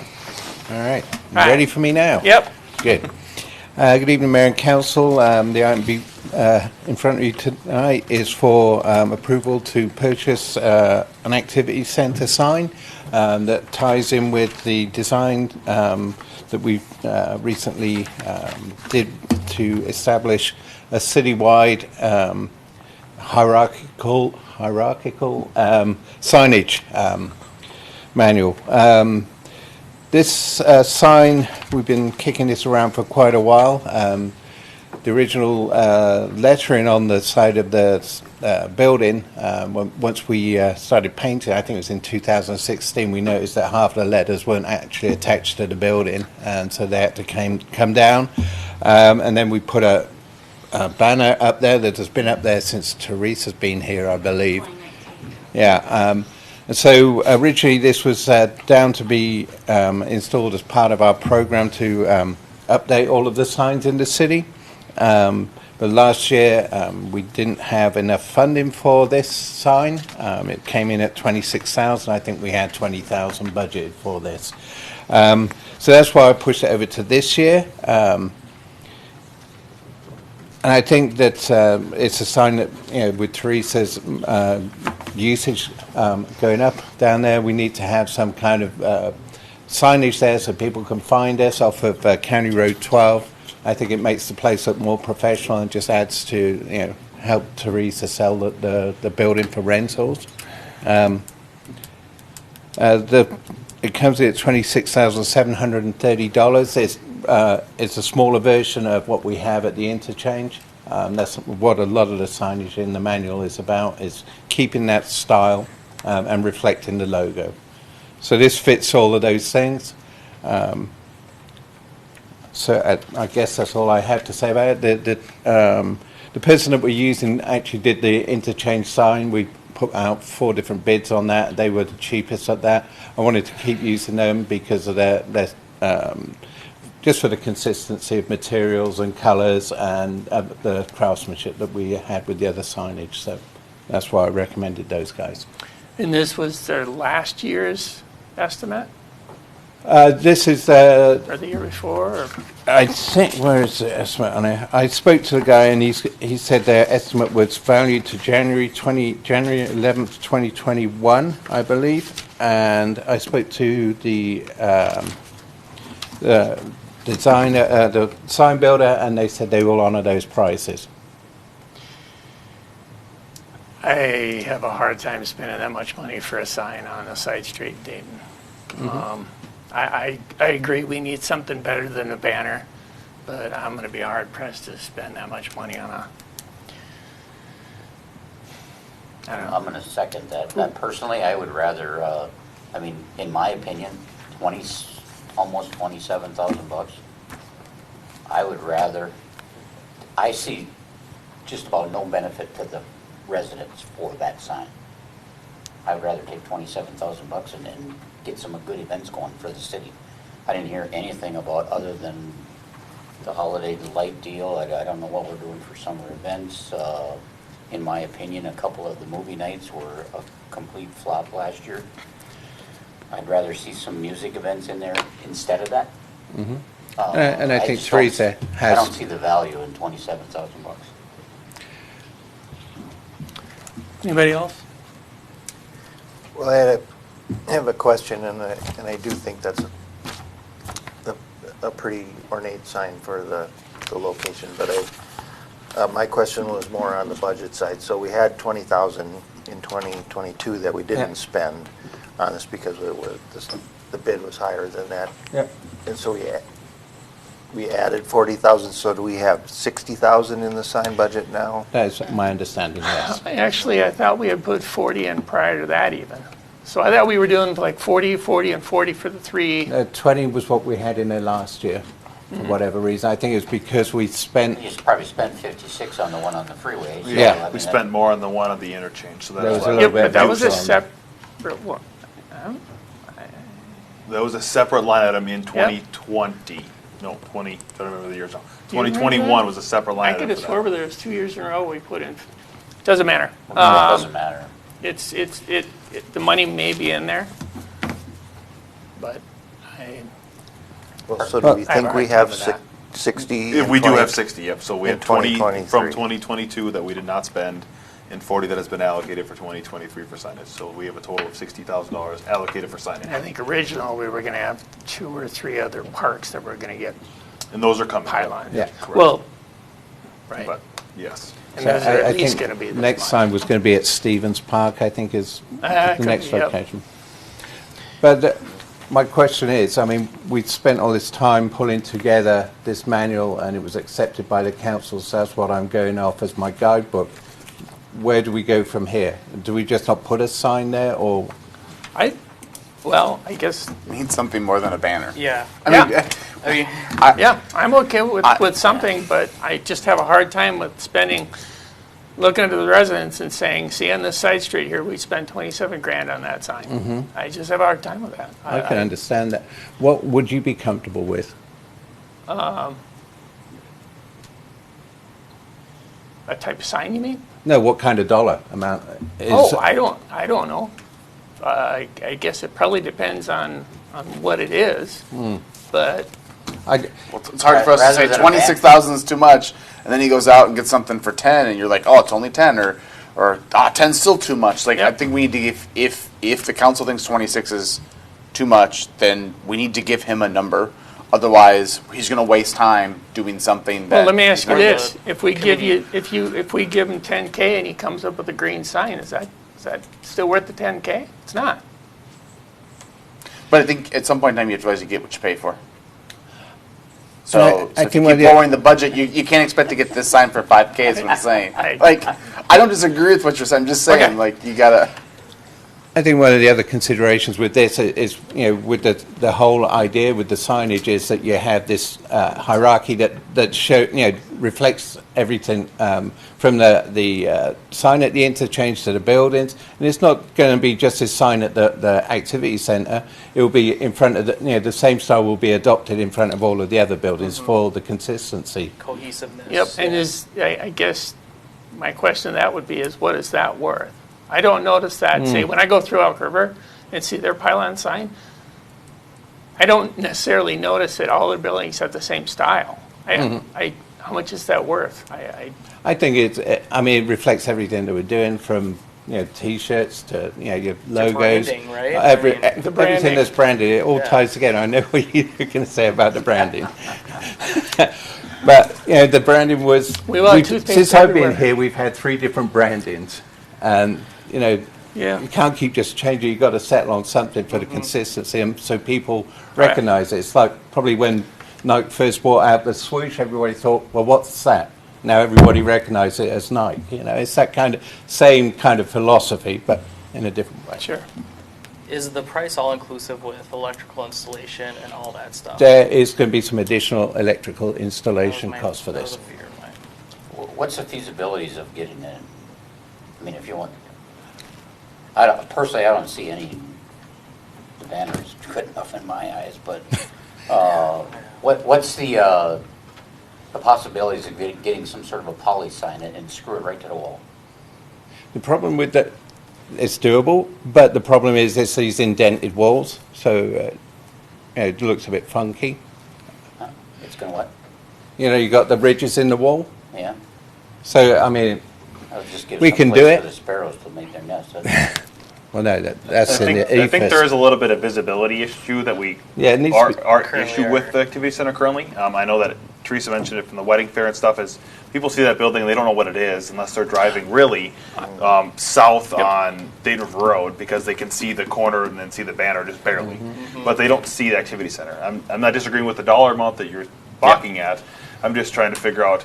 I think it's important that we do have proper signage for all of our buildings so that we know what those are when people drive by. Because when you drive by a park in Elk River or Maple Grove or something, there's a sign that says it's this park. Whether I care about that park or not, I know what park it is. Yeah, I have no problem with that. I think it's important to have proper signage, or at least a consistent banner of signage across our community. We could see about lowering the size of it. That will probably bring down the dollar amount. But if we're going to put up a pylon sign like this, it's going to cost. It's going to cost $26,000. It's going to cost you 10, 15 grand, and I just can't see it. I can't see that amount of money. Sure. Personally, I mean, to me, $5,200 in rental, it's not that much money. But this might help increase that. I think the other thing to keep in mind, and this is something that Zach and I have talked about, is maybe Zach wants to speak up to, but it's. I have a hard time saying this because I'm a finance person and I work with money all the time. Is the whole purpose of the activity center is not to be a moneymaker. That's true. Like that's not the purpose of it. So I think my mindset going in, let's just break even. That makes sense to me. But I don't once disagree with that statement. and I would love to see that. And Zach and I've had this conversation, but Zach was very clear to me that unless you're Maple Grove, and maybe even then, activity centers aren't break even. It's never going to be break even. And so if you're going to the mindset of like, well, we're never going to make up the money for any sign that we pick because we're only making $5,000 a year. Like that mindset is never going to work in the activity center space because it's just that isn't. It's there to provide an option for everyone. Some that have enough money that could go elsewhere, and some that this is their option. And so keeping that in mind is we're providing the community center itself provides a service to the community of being there, and it's not designed to be a moneymaker. And that's really hard. Like that was hard for me to. It took me a few weeks of sitting on that to really sink in, but I think that was something that was eye-opening to me when I talked to Zach about it. I don't think there's any. I don't know. I don't Parks have don't a make problem money, with that. Parks and don't they make don't, money. and they're not supposed to. They're assets. Mm-hmm. You know, where I guess where I'm struggling a little bit on, you know, on the cost, and signs cost money. I get that. I don't think that we're getting. I think that's a $26,000 sign. I don't think it's a bad price for what it is. You know, it's just, do we get enough value out of it? I don't know. You know, I'd rather spend $15,000 on a sign and give Teresa $10,000 more to do something inside the building.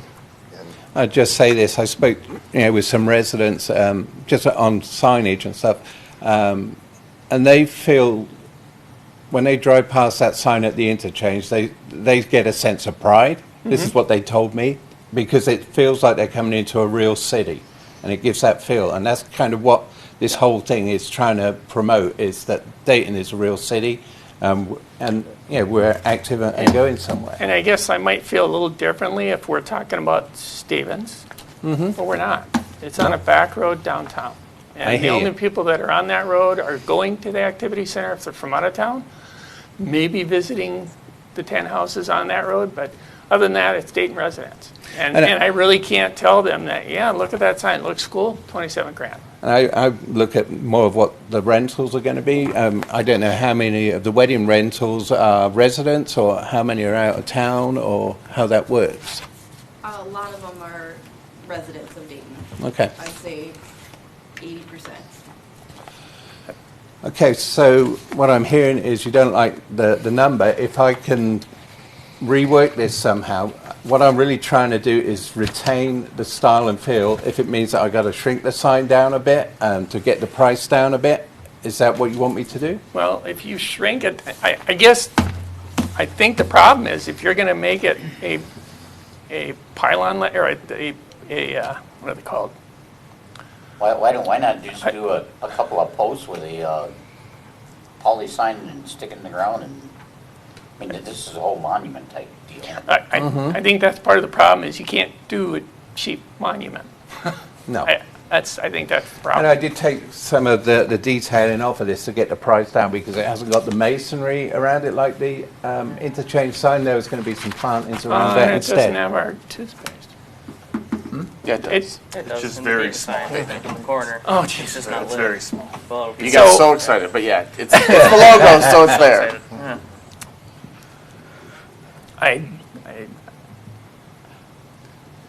So my only thought was if we're trying to cut costs, and like if we put it up on the building, it's up higher. Yeah, but you can't see it from the. You can't see it. Can't see it from 12. If you're coming the opposite direction. That's the thing that we're trying to help Gotcha. and promote is that people will know that we're there. If you're coming off the hill, you can't see. But by the time you get down past the hill and You're coming westbound. you're looking at the church likely, and then you look at it, and there's no way you're going to see that. It's just, I just think as long as it stays a monument, you're not going to get a cheap price. Put it on the Because it's a monument. side It's that an faces expensive 12 then. sign. Yeah. So I just kind of wonder, do we really need to have the same style throughout the city? I wasn't here when that branding and stuff was approved, so I can't say of what it was, but I know that Marty feels very strongly, and I support Marty Yeah. with his strong feelings of trying to keep the branding consistent across the city. So there's a lot of work I that think way. it's either we need to move forward with it or we don't, and that's the decision. Well, I the branding, I see that. I think branding's important. I mean, you look at like Yeah. ML Fairview and what they do with, the University of Minnesota, like that logo is really well known, and so you see it, you know who it is, you know where it is. I don't know, it's the same I thing get with the General branding. Mills and the It's the rest. monument part that's costing the money. Yeah, I understand. I concur. So But why not having take- consistent Why not take signage. something like that right there, Dayton Community Center, put the swirl on there and put it on 2 poles out in the yard?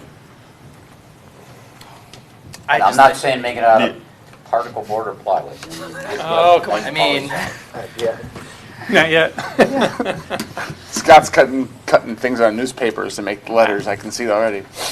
I just don't. I would defer to Marty to figure out if that's worthwhile for us or not, because I guess, again, it's a consistency of view piece, not a consistency. Again, it's important to have the sign up there and show what it is. That's important. But it's also an important piece of what do we want to see at each one of our locations. Again, we have a different sign up front here, so I can't say, oh yeah, well. But that's an older one, right? an So older if we're one. trying to stay consistent, we have to draw a line in the sand and say at this point in time, we should be consistent. Yep. My question is how many signs do we have to put in this year? LC Stevens is one of them, right? Yeah, we're going to try and put LC Stevens in this year. That was the budget. Okay, so just the 2 of them? Just the 2, because it's an expensive project, so. And if the other one, assuming it comes in about the same price, because it's going to be about the same size, correct? Mhm. Is that fair? Yeah, that's So fair. that, we have budgeted for both of these signs, Yes. essentially, because Yes. this will come in at around just over 50, and we budgeted Yeah. 64. Yeah. We should be able to do both of them. If the road's open. Yeah.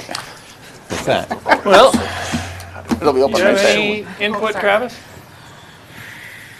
not anymore. That's already been given. I don't know which. I wanna appreciate the people that took the time to do all the branding, and this is products of their valiant effort, and I want to pay homage to it. I understand it's sticker shock, and it's even more to have it installed. I guess I just wasn't prepared to toss in a $30,000 sign myself either at the end of the day.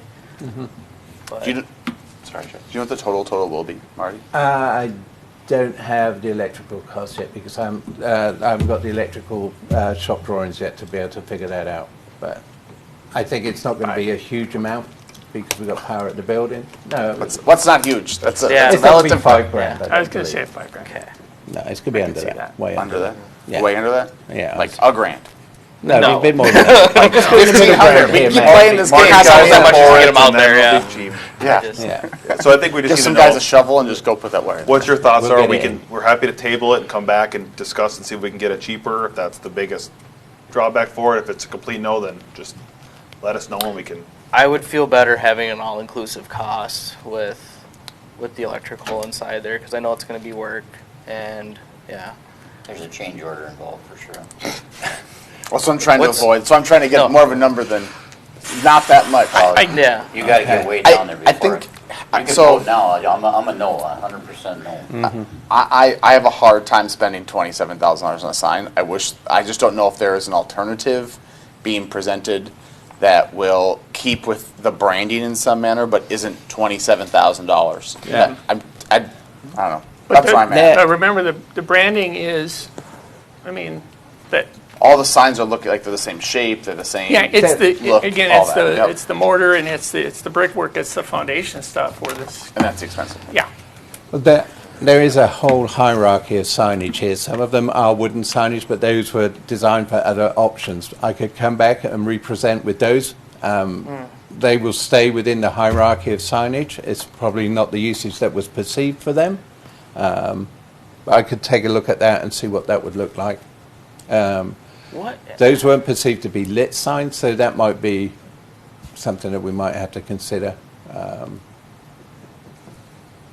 We don't do digital signage at all, right? No, not yet. That sign would be way more expensive if it was digital. I'm just saying the multitude of uses that you get. But again, if it's on a side so- it street, sounds it's that's like- fine. right. They did have wood versions of. Yeah. It sounds I've like to got- me I've we'd like original to, print. I've got a lot of Table different it. versions. I of would this. I would go to table myself. and then we can come back and just Yeah. have more information. Marty can go back and look at stuff, Yeah. figure out what we can do based on some of the sticker shock we saw tonight, and then come back with that. Is that I fair think to the that's the council? best we can do. Okay. Yeah. Okay, Sorry. thank All you. right. Well, thanks. Not a problem. Okay, item I, appointing city administrator. Did you find somebody? Please. So unfortunately or fortunately, we have to discuss maybe uncomfortably in public about the contract and what we want to see. Otherwise, if you're comfortable on voting of what you have as a final version, you can do that as well. If you're not comfortable with what was given to you as a final version, then we need to have that discussion openly. Okay, well, Whatever. Does anybody have- I've got a few words to say, yes. okay. No, you set that vote aside. So you're on board. Just move on. Go ahead. No, that we're over that already. I have a hard time with the car allowance, only because in my eyes, it is basically just a bump in salary. And He's also taking a cut in salary. Huh? He's taking a cut in salary. I'm not done yet. Okay. And the car allowance is not subject to COLA. So it's He's not saving the giving company money. I think. necessarily It's just still more it's salary. still a cost. Yeah, I'm not disagreeing. I'm just Um, pointing out the facts. Personally, I'm more comfortable with the other salary, your original salary now, and just taking mileage, just like you did on the payment of claims. That was just about a whole month. That was $100. So, in my eyes, the city saved $300 on that deal. The other issues that I have with the way the contract is written, the schooling, I mean, what does that mean? Are we going to Harvard? I mean, currently, right now, you could fly to Harvard and go to Harvard and come home on weekends. I know you're not going to. I would but never do that. I understand. Not that, Harvard? But The there's answer no, is, there's I no would never. parameters. Hilo. There's no parameters of any Yale. kind in there. Sure. Are we going to go to the university, or what's the plan there? I don't know. I mean, I pulled that language from another contract that was used, so that's why that language came in there. But there was no primers in the other contract, that's why. I think that's my 2 cents, I guess. Yeah, it was just a suggestion from the committee that there was, for him to get his master's degree, but there was no direction on where, dollar amount, timeline, So this might be a bigger discussion, but, I mean, I know our company, a lot of companies, you want to take a class and it has some bearing on your job, they pay for it. I don't know how that judgment gets down in here, so I mean, forgetting about the master's degree, if we just say, you know, you got to take so many classes, how do we decide that there's not an underwater basket weaving in that mess? You know what I mean?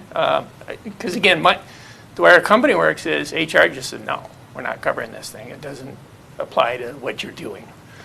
I don't know if we do that. I mean, I don't know how.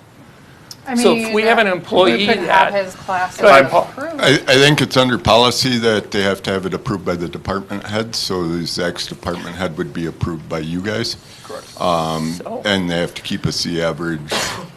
Yeah. So There's a lot of the those. master's program would be a C average process, and that would be approved by the council. If I went the process and said you wanted to have it more the route of not masters, but more certifications, there are certifications like certified public manager, public sector operations, managing people in the public sector, public policy and decision making, so on and so forth, that are all through the Hamlin University's public administration program. Okay. And so there's multiple certifications. If you'd like me to get those, and it would be the master's, not the master's program, I would then request to attend that certification process, and it would be approved via the council, because you guys would be my department head. So every class you get reimbursement for would come before the council? Yeah, so basically I'd Sure. say, okay, I want to do this certificate program if it did that process. Oh, okay. Then it would say, I'd like to do the certificate program. Would you be willing to put me through that process? That would mean the city would pay for it, and then I would go through that process. But same with the masters, right? Yeah. If you had done the masters, Yeah. we would see the classes he was taking and we'd approve them or not, Yeah, based 'cause- upon if you're taking underwater basket weaving or administrative, whatever. What I wouldn't want to do is put forth the dollars, say I want to do this process, I would just do it, and then come back to you and say, oh, I completed this program, and you're like, why the heck did you do that? We're not paying for that. So that's why the Yep. process would be.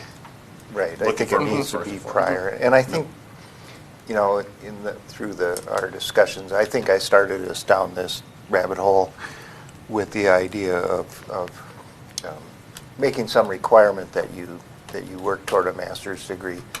And I put a lot of thought into this, and I think that there's not a good way to write this in, is what I've concluded. And what I would suggest at this point is that we do something kind of like this discussion is trending toward, is that you know, you should want that, is what I'll start with, is that what we saw, you know, amongst the people who responded to the posting, the overwhelming response to the posting, the folks have master's degrees. I think your peers in this industry probably have achieved that on a high level. You probably want that long term. So, you know, us requiring it maybe isn't what we need to be doing here. That it's a level of education that you'll probably want to have at some point in your career. Now that you're choosing this path, and we should support it because we'll benefit from you gaining that additional training and knowledge, and we should do that by, you know, approving whether it's certificate work or coursework. You know, we should do it on a. My suggestion now is more that we do it on a tuition reimbursement or course level reimbursement, and whether that's through prior approval. Big companies do it that way. You want to take this class, you submit, and it's probably clumsier because it's us, but you know, you submit that you want to do these classes this fall, and it comes to us and we say okay, fine, and then you complete it and you get reimbursed. I would rather see it go that way than us trying to write some clumsy language into the contract that says you'll do it by, and if you don't, then, you know, there's some ramifications, because I don't know how we do that well, and you know, we'll spend all night trying to figure out a way to put it in there. So I suggest we just take it out and do it, you know, reimbursement kind of a la carte. Anything more, Scott? Travis, you have anything? Nope, I agree with Dave on that one. You're Dave. I'll say on the transportation, I don't think Zach is traveling as much right now as he will be from driving around. He hasn't really had the opportunity to be really as active as I think we expect him to be with, you know, the Three Rivers Park District, the county, and Middle Kennepin School District, which will require more travel. I also think that while it would be a cost to us maybe a little bit more now, because it's not subject to COLA increases, and giving that, you know, exponential increases year over year over year, and the percentage compounding is going to be much greater force that will cost the city more over the life of the contract than it will the first year. So I'm okay with the transportation piece, because when I look at it wholeheartedly. I disagree with all of that, but. Well, Albert Einstein said the most powerful force in the universe is compounding interest. So if he was smart enough to figure it out, I think it's words worth taking wise to. And so. I think you'll see staff actually tracking their mileage. I think most of us have not tracked our mileage just because it's a pain and whatever. I'm just going to run and go get this for the city. It's fine. I'm not worried about it. I think we will start tracking our mileage. So then you see that there is actually costs and how often that is. So my question kind of is what's your reason for this? Because it seems to be a sticking point.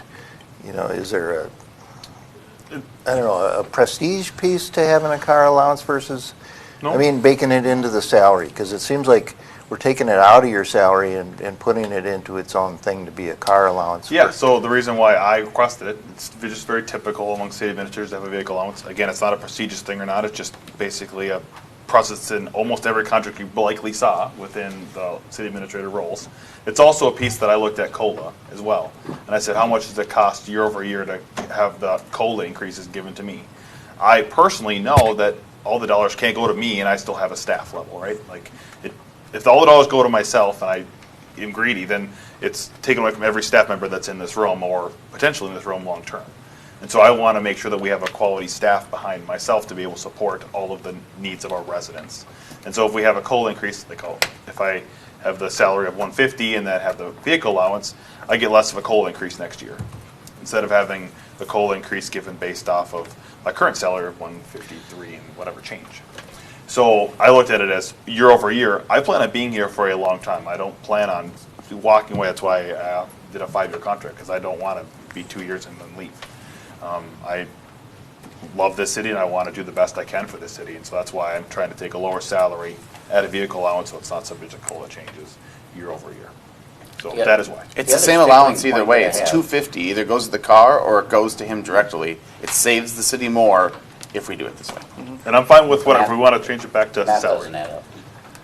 3,000 divided by 12 is 250. The other issue that I have, though, is we were given, I'll take that job for this salary. Yep.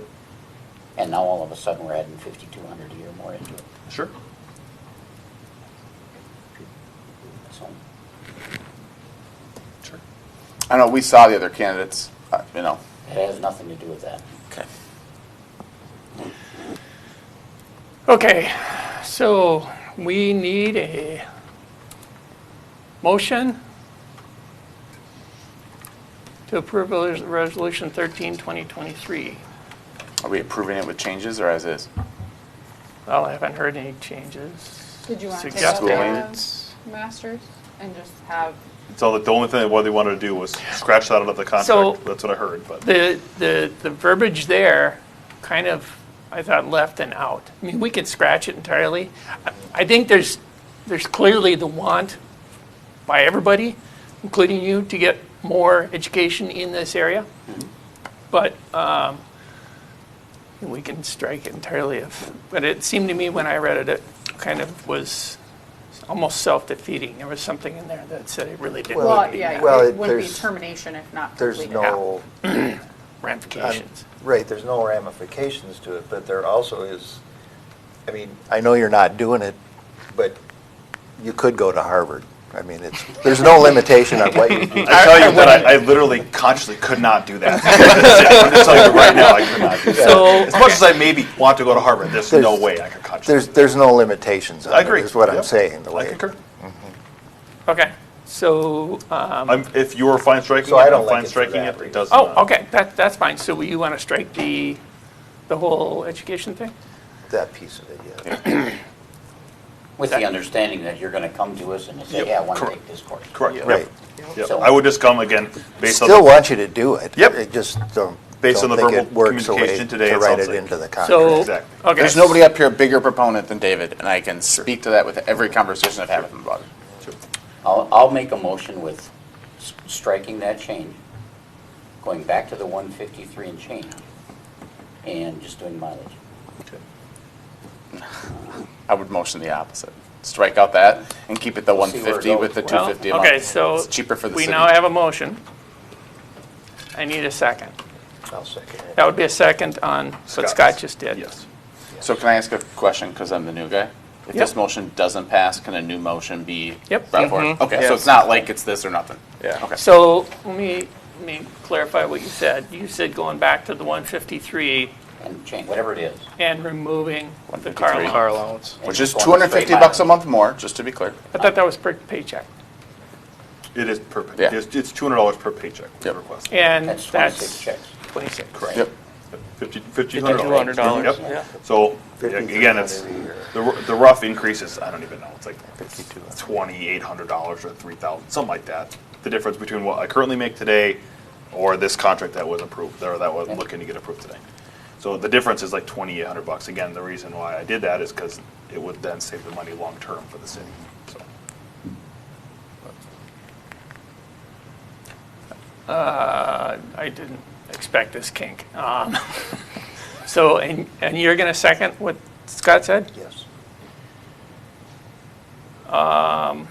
Okay, so now we have discussion. I think we did that part already. We usually do. Except this is a different motion. So if we approve this, it's still up to you to take it. Correct. Yes. Right, this is the offer that we'll put in front of you. Correct. Are you willing to share if you'll accept either offer, or do you have a preference one or the other? Or if you don't want to share it, that's fine. You don't have to. I'm just asking. I would prefer. Don't share them. That's fine. Okay. I won't share.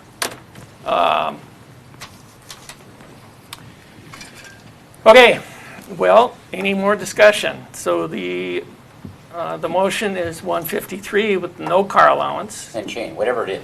If there's And change. 153, 3 something. Something, whatever. Yeah, Whatever something, changes. whatever, yep. Whatever that was. What was COLA last year? 4%. 4%, and next year it's going to be 4%. 4%. 4%. Why is that? Have they announced it already? Union negotiations, when you approve the union contract, you agree to 3 years of 4%. Now, prior to this, what previous administrator was using was I thought, was Social Security publishes a number. Oh, No. That would be Interesting. for the mileage reimbursement. There's yeah, the no. dollar or a So cent. COLA approved for 24 and 25 is 4% for the union contracts. After Matt? 25, it is not negotiated yet. So what's $3,000 on the 4%, Matt? I'm doing the math right now. We're still discussing, so. Okay, good. Let me open Excel. I can do it better. Quicker. Oh.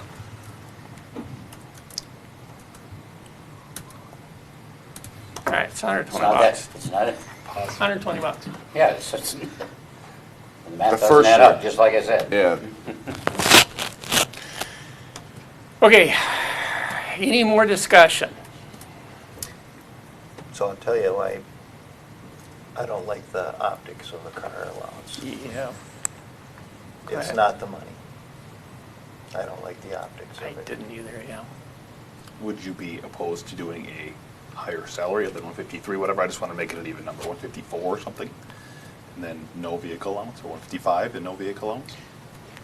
You're doing, what do you, I would just going dead center of the, whatever that, the center of the, whatever the range was, 145 to 165.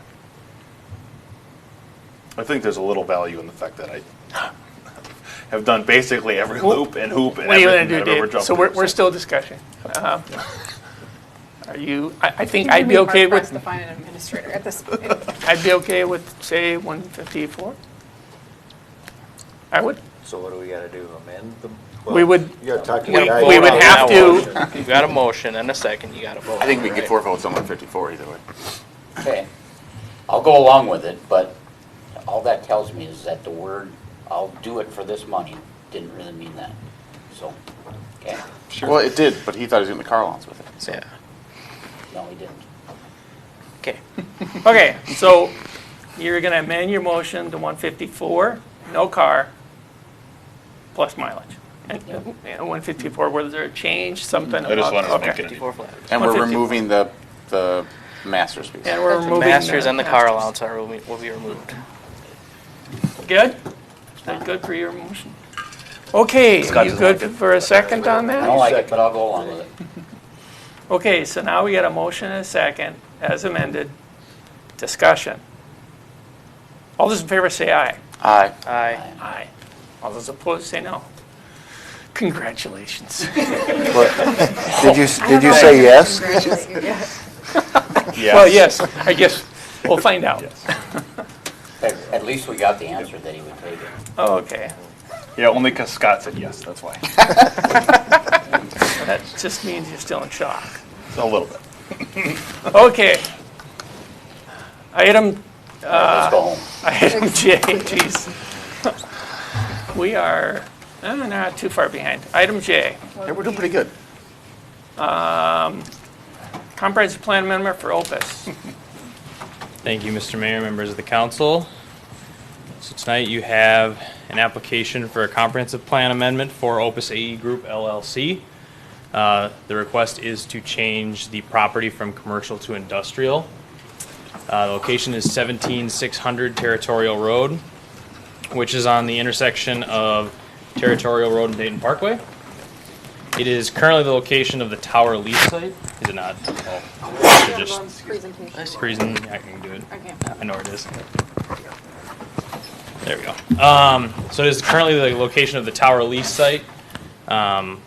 right along the corridor. It is guided commercial. It is currently zoned B4 Commercial Industrial District, and it is in the current MUSA staging area. As you may recall, they came in with a 2022 concept plan, which is the image on the slide, for an office warehouse development. It was 132,000 square feet of that office warehouse, with 100 vehicle parking spaces and 38 truck bays and docks.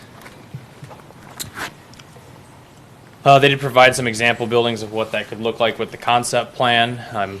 You'll note they're all industrial in nature and just show a variety of what it could look like in terms of elevations with entrances, the length and breadth of the facade with some variations in colors, the bump outs of the wall and the bump ins to break up the facade. So those are some example buildings that came in with that concept plan. Before I move on, the zoning code was amended in between now and when their concept plan came in so that the use is no longer allowed in the B4 district, which is why they're coming in with the comprehensive plan amendment, because they would need to rezone to an industrial district where this use is allowed. And prior to that, you have to do a comprehensive plan amendment to change from commercial to industrial. Planning Commission did review this item at their March 2nd Planning Commission meeting and recommended to approve the application on a 3-2 vote. The two dissenters were Paul and John, the chair and then the newer member. They did have a lengthy discussion on it, and that is the end of what their recommendation was, to approve it. I should note that the action before you tonight will require a supermajority vote, so which means it has to be a 4/5 vote, whichever way you do act. So the action is either to adopt Resolution 10-2023 or to deny Resolution 10-2023. And do you have any questions for staff? Can you, page, I think it's 2 of the information in the packet, there's this statement, for this property, it should be questioned. Yeah, those are some questions to spur. This is really a policy decision on whether. So it's just to spur some thought on would this be appropriate in this location to change. Okay. Okay. So that didn't impart any. How do I say this? You're just saying those 4 bullets we need to. Those are just to spur. So with the comprehensive plan amendment, the request, the council has all the discretion to choose whether or not to approve it. And the reasoning can be that either since the 2040 comprehensive plan is adopted, there's a new vision for this area, whether there's new transportation, new corridors, the uses have changed that you anticipate. Those are all, with comprehensive plan amendment, the findings are very broad for either approval or denial, because it is the highest level of discretion the city has in approving or denying an application. So when we did that, I think what was going on, at least in my head, and I don't know, Scott, Travis, you guys might. So we were kind of warehoused out, and we seen that in the B4, and it seemed like at least the council at that time thought we'd like to see some changes in there. I know that all around it we've guided commercial. So our concern was neighboring properties were also,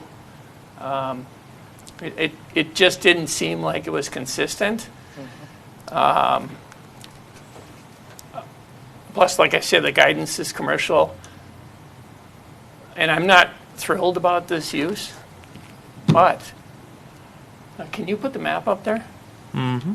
How? This one or these ones? Maybe that. I guess it's hard to say which one's going to explain this better, but how do we get commercial traffic through there anyway? Let's say we did stick to our guns and say, no, this is guided commercial, it's going to stay commercial. Isn't that, how do we get traffic through there? I guess that would be dependent on the site plan that comes forward and when the city engineer reviews it to make sure that traffic is there flow any in and site out. plan? So we have the property just to the southeast of it is is kind of locked in. That's the Scanel thing, right? So Jason, does it make sense that you could get something commercially viable in there and get traffic? It's certainly a challenge to gain access to this parcel. There's no option to County Road 81, for sure. Yeah. And the county has been very explicit in saying they would not consider an access to Dayton Parkway. Now, granted, it's in city jurisdiction now, but the expectation is at some point that jurisdiction will be transferred. Yeah. If that were ever transferred in the future, they would almost certainly require a closure of that access, which is very difficult to do.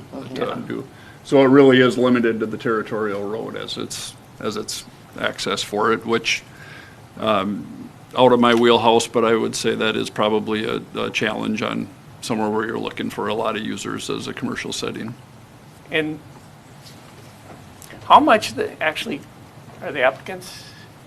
Could you guys come up, or somebody that could speak to this? Now, if anybody else has questions for staff, but I have some Along the questions. same line, and I'm glad the applicant's here, because I'm curious if you have any thoughts on who your tenants might be. Yeah, that's exactly what I'm wondering. Or maybe this is office warehouse, or is it, there going to be some That many. commercial, or is it office warehouse? Is that what it boils down to? Good evening, Honorable Mayor and council members. But I'll maybe just do brief introductions, then we can help answer, just to help provide some guidance. Joe Mahoney with Opus Development. I'm working on the development for this project. Dan Swartz with CBRE. He's been marketing the site for sale and also very active in the kind of business park industrial. And then Brady Busselman with Samba Tech, the civil engineer. I think the question was regarding what sort of use you anticipate to be in here. So this building is, as you saw, 130,000 square feet that we, approximately that we're looking at building. And the depth of this building is 212 feet. So what that means is it's not a super deep building. Like you'll see, especially like the cubes is 650 feet It's a monster. deep. It's a monster. This is more guided towards the users that are in that probably 30 to 50,000 square foot range. So typically higher employee count, a little bit more office finish, which means more office build out. It's not 2,500 square feet of office in the rest warehouse. A lot of manufacturing, med tech is what this building is geared towards more than the bulk industrial type. So it's more of a business park type feel. Dan can talk a little bit about the tenants that he's both seen in the market today, if that's helpful as well. But this is, right now at this point, I might just add, it's a speculative project, so it's a lot more common today, especially with the long lead times that we're experiencing. A lot of users aren't anticipating their needs, a year and a half plus in advance to be able to sign a lease. It's more, I need the space in 3 months or 6 months. The actual office warehouse ratio you wouldn't necessarily know until you had a tenant? Correct. Okay. Yep. And so there's flexibility. A lot of times for those higher finish users, inside the dock doors, they'll only need 1 or 2 of those, maybe a drive-in. So then you stripe the back dock door area for the auto, and that where we're showing trailer parking stalls, that could easily be restriped to auto parking as well. Similar project in Northeast Minneapolis that we recently did that on. And trailer storage is not planned, it looks like. Well, there's just the trailer parking that we have shown. Yeah. There was some, whatever it is. Yeah, along the building, but you're not planning on, we require a CUP for trailer storage above some number, right? Is that? I don't know off the top of my head, but that's all things we would review as part of a site plan application or a CUP that would be identified with that formal application. And we did, I think, receive some of that feedback in the concept plan stage approval. And I think we could further vet that out with our landscaping plan showing how we could screen that. I would suggest that on the Plan East, there's a cell phone tower in the way and you have railroad tracks, so that's pretty hidden. We can certainly work on the west side to find the appropriate solution. You have more questions, Dave? Right? No, it was mainly around the use. And I remember when we talked about this one before, that there was potentially there was going to be marketed kind of small medical manufacturing, something like that. I'm wondering if that was, I guess, still the intent. Dan, do you want to maybe talk about the users in the marketplace? Again, Dan Swartz with CBRE. Thank you for the opportunity. So you're on the right path there. Whereas you guys, I think you mentioned it, Mayor, earlier about having so much industrial. Well, when you look at industrial, you actually kind of break it down by different product types. And so the industrial that has been approved and is under construction north of 81, that's what we call bulk warehouse. Higher ceilings, lots of trucks coming in and out, mainly distribution. Think of the Amazons or the Lowe's of the world. This is a different product type. This is more office warehouse. So as Joe mentioned, based on the dimensions of the building, you're going to get a different type of tenant. And those types of tenants usually are going to be a little smaller. So this will probably be a multi-tenant building. You can't guarantee anything. And really what you're going to do is you're going to attract companies that are probably in the area that need more space, right? Versus the cubes is going to attract somebody from out of town or somebody who's new to town who's going to come in and take that much, right? This is going to be somebody who's in, maybe Maple Grove, maybe Rogers. And what's going on in the market today is most of the development you see are those cubes types developments, the larger ones. And so those groups that could be a tenant currently in town and they want another 30 or 40,000 square feet, they don't really have any options. And you guys know that in Dayton right now, there is no vacancy of any industrial. There will be when these new projects come online, but again, they're larger. And a Rogers has one new building that just came online, and that's the only vacancy up there. And so I happen to work on that building, and we, have a company that does makes and distributes. They just moved in pieces for hardware manufacturing for cabinet makers. And then we had a group that just moved in out of New Hope that does corrugated box. There's some assembly and distribution. So there's a couple examples. I can tell you, as Joe mentioned, there are 4 or 5 groups looking at the rest of that building right now, all between 40 and 60,000 square feet. They don't have a lot of choices, just simply, as I said, there's not a lot out there. And they all would potentially fit in something like this. Okay. Anybody have any questions? Any more questions? Can I just ask some history? So this was zoned one way. We changed the zoning requirements for that zone, and now this no longer fits the zone. Correct. Do we have a zone specific for these kind of office warehouses, or is it just industrial? I'd have to look exactly to see what would fit the concept they have in terms of setbacks and things like that, but the use is allowed in the I-1, the business park, and potentially the I-2. I'd have to double check on that, but yeah. If I recall, when we talked about this a while back, the idea was to get more commercial in the area. Yeah. And that's why we changed it to commercial. Yeah. However, because of the traffic issues we have here, I'm not opposed to going this way on this piece. You are correct. So that is what I recall, and that is what happened, was part of the process. And I know when we looked at that before change, I think it may have been this property that caused that discussion, but we did not look at this specific property as to what the ramifications were. Mm-hmm. So you don't think you can have traffic enough territorial? It isn't. The problem is getting traffic through there. Yeah. That's the problem. One way in, one way out. I think this is really actually a good use for that particular site. It almost because seems, of some of the challenges associated with it. And I don't remember. The railroad track, you've got the cell tower. Yeah, you've got some And site not- problems and traffic flow. Yeah, when you get the Parkway there, 81 there. How did this become B4? Does anybody know? It's always been Zone B4. So that seems very odd, though, because when you look at our land use, our current zoning, nothing else in that area is B4, except there's a lot like one of those keyboard lots. So it struck me as very odd. Yes. It's almost like somebody was going to do something and never got around to it, or something. I don't know. But it was Odessa overflow parking for years and years and years, and that's why likely it just never got looked at, is because it was historically zoned as B4 and then never was looked at when it's just an overflow parking spot. But. And this is kind of a different issue from what these guys are here for, but our commercial stuff there, I don't know how you get that commercial that packed into an intersection. So I have to look back at it. As far as the land use goes, I think that's something else we should. Yeah, Scanello is a very similar product to what this is recommending. Skinnout, the property just south of this property, is zoned the same thing and approved. That Skinnout project is another multi-tenant, longer, skinnier building that would have those multi-tenant kind of facets. Again, it's very similar to what this Hope is. Okay, anybody have any other questions?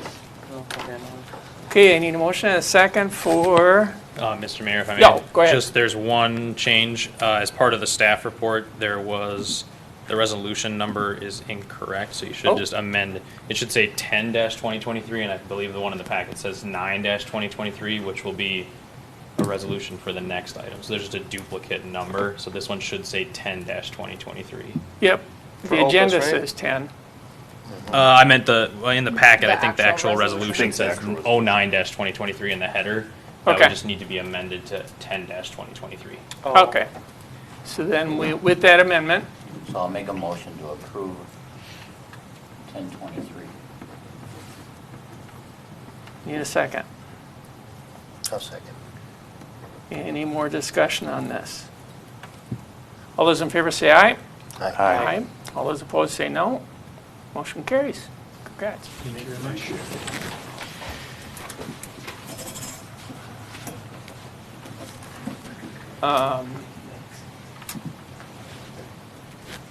Did they already, was there already a So they will have to come back in, so now the comprehensive plan amendment has been done, they'll have to submit for a rezoning.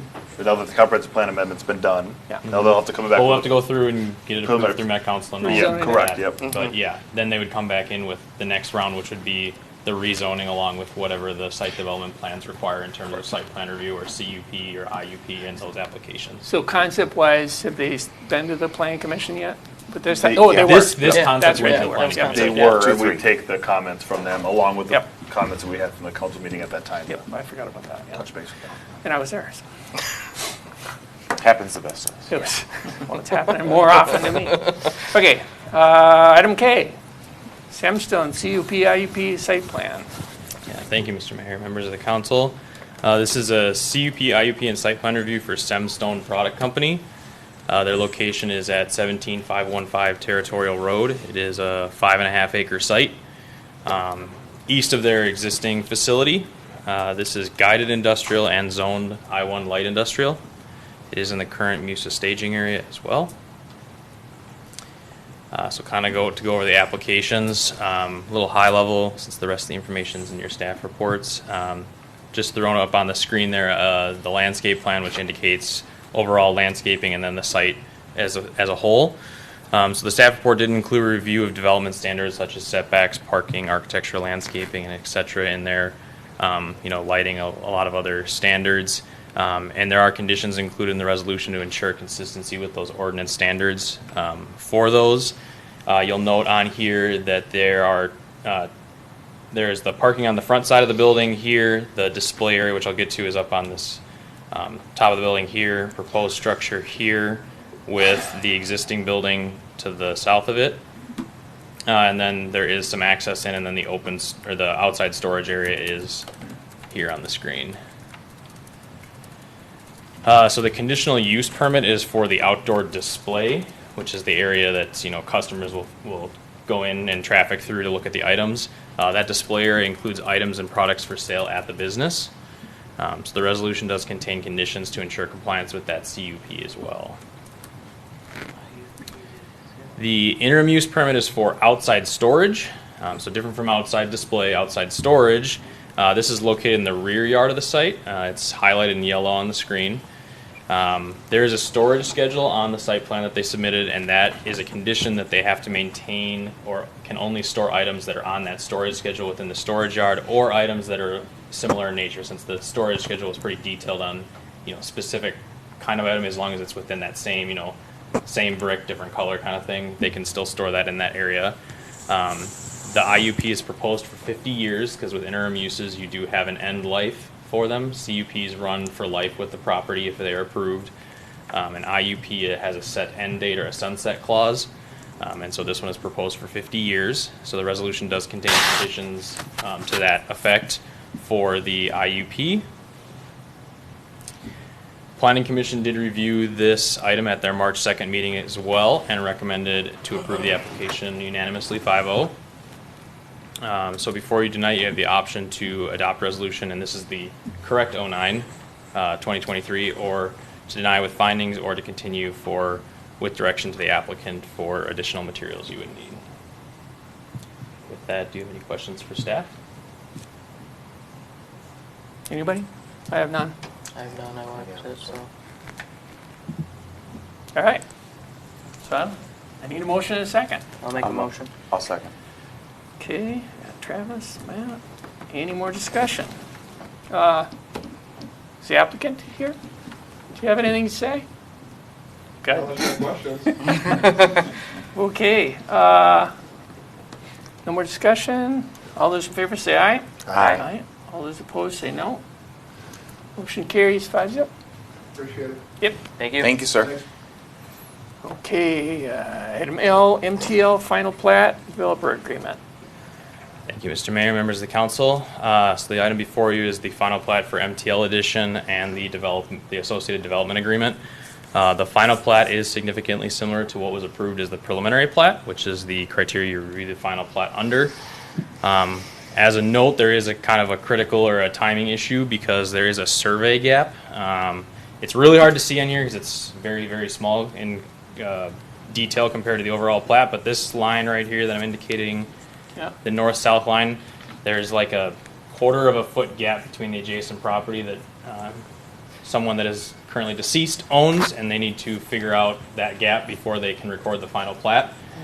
So as part of that, they have to go through a quiet title action. The applicant's attorney does, and that is an ongoing process to resolve that conflict, and they can't record the final plat or finalize the development agreement until we have The owner is deceased? the owner of that of that little piece. sliver. Yep, and there's a gap between this property and the next property, and they need to resolve So- that to. Yeah, it's a sliver that equates to 1/10 of an acre. Yeah. So, but you can't. Since there's that gap, they have to resolve that before we can record the plat at the county, and we won't have the correct plat and the correct legal description to put in the development agreement until that's completed through the quiet title action, which is, I mean, last time I talked with the applicant's attorney, is ongoing, but not through the process yet. So that development agreement is a draft in front of you that will need to be finalized following that quiet title action. So Sundance had a similar issue where it was just a sliver of land. He was dead. It was my third great-grandfather that owned that sliver. Did you fight it? No, it was still in his name. If you go to the Hennepin County, it's still in his name. So I don't know how they do that. I don't know what quiet means. I don't know the but particulars. doesn't really I don't matter. go through that process personally. One way or but another, they're I gonna defer to the resolve attorneys this. for that. Yeah. They resolve the conflict in the survey boundary, and then once that's completed, there would be a revised legal description for what's being platted, and then that's what would go on the actual Mylars for the final plat that gets signed and recorded at the county. So Right. my question on that is that I didn't see anything in there about requiring a completion date, or it says it won't be recorded until it's done, but You mean does this thing completion just date hang for out there the until the end of time, or? for the final plat, or the completion date for the construction Before, of the? well, it says it won't be eligible for recording with Hennepin County until that condition has been satisfied. Right. We have But- 1 year from the date of approval to record a plat of the county. Okay, so it has to be done within a year. Right. Correct. Mhm. Okay. And it's anticipated to be done well before that year. The quiet title is. Yeah, I guess that was my question, that this It's just in their can't hang out interest there for another 20 years and No. not get done. No. We have a 1 year timing, and then they would either have to come back to council for an extension on that timing, or we could then revoke the approval because the time expired, and they would have to go back through the process. Because somehow this hung out there for a long time. It's Probably just because been it never ignored. got platted before, and nobody needed Or, to bring it yeah. up. 1963 to be exact. Okay, so we need a motion and a second for resolution 06-2023. And we really don't need to be concerned about this plat thing. I think that's, It's gonna No, happen, right? it has to happen, Has yes. to happen. otherwise there are going to be stocks. Yeah. Dave, did you? Oh, this I did. MLT thing has been out there a long time. I think we had some comments on this one. MTL. Oh, Oh, that's right. Go ahead, Chief.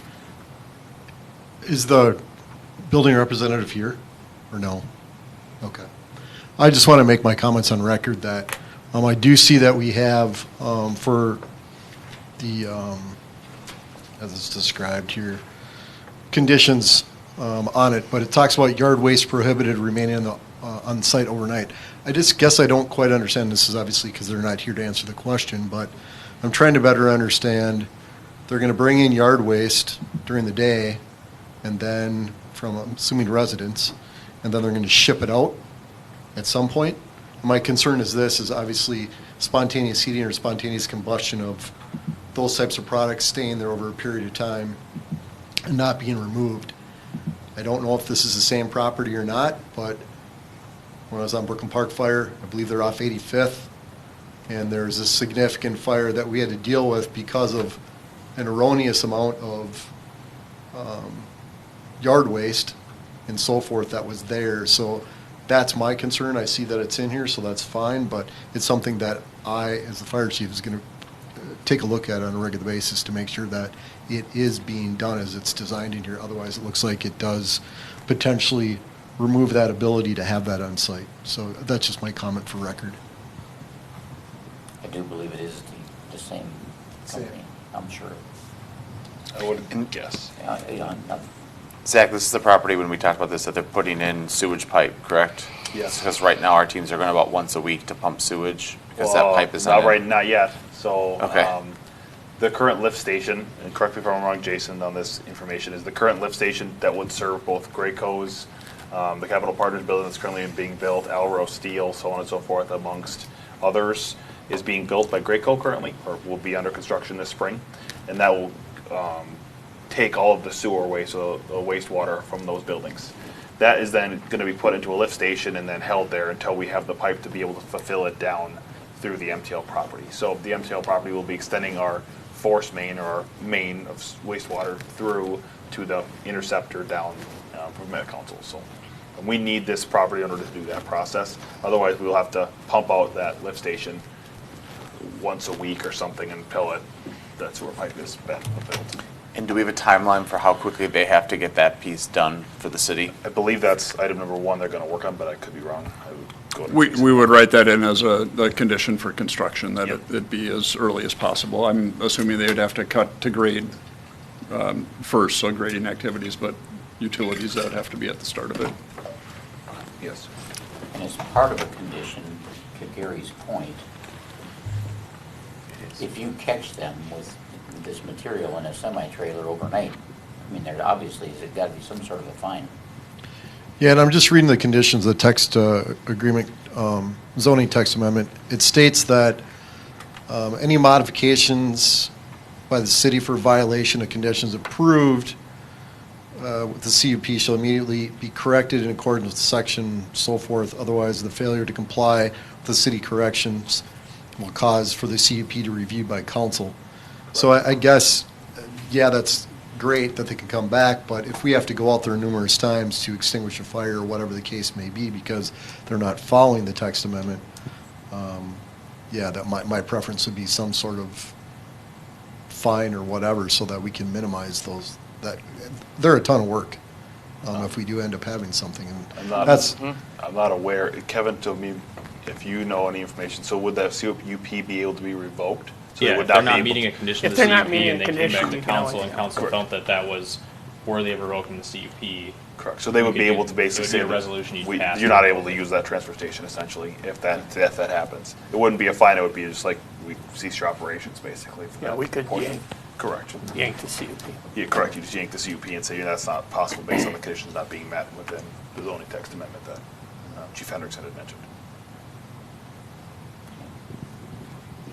We also can add something in our fee schedule if we'd like to next year to be able to have a CUP fine. If we find conditions not meeting it, we could add a CUP fine into our. You can also use it through the nuisance ordinance and do it as a correct. code Right. enforcement Correct. violation and fine it through that. Correct.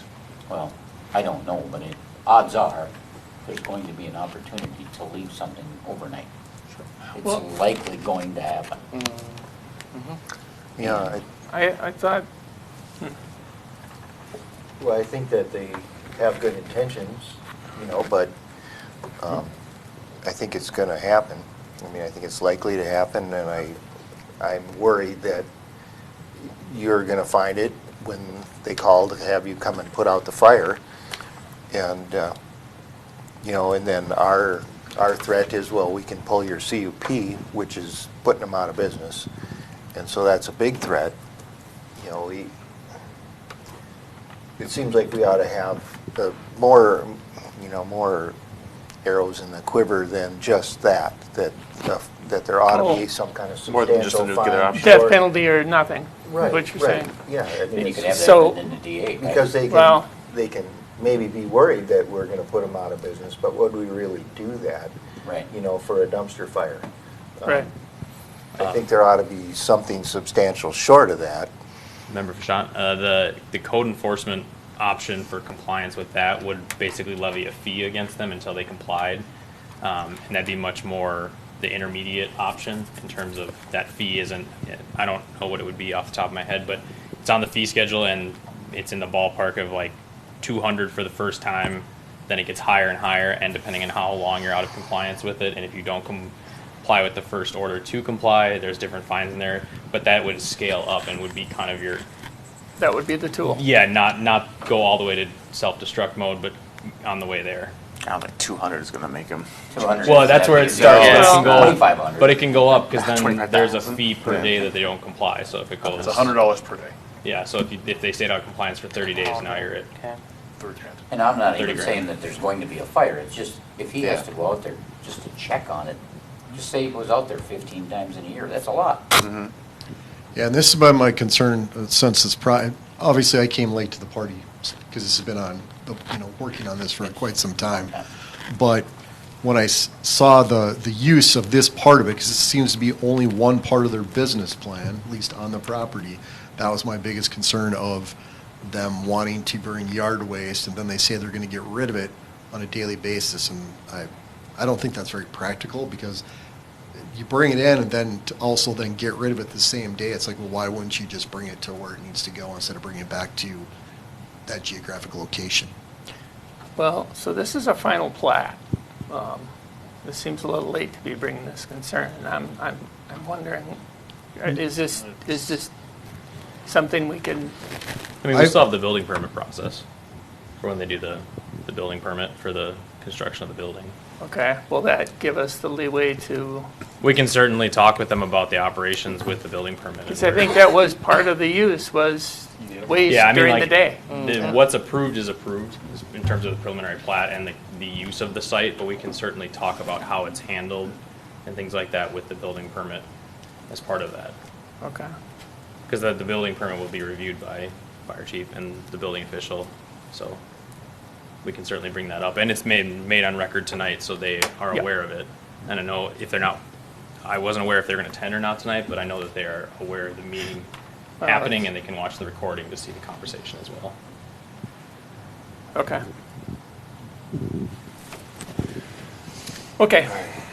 My last question around this, and it's not related to the dumpster fire potential, is that around the city development fees, there's no net acreage for trail dedication, and why is that? I don't know why I'm looking at you, Zach, but I am. It's okay. It shouldn't come through me, it's good. 1 second. It's on page 135 of our packet. It's okay. I'll get there eventually. Go.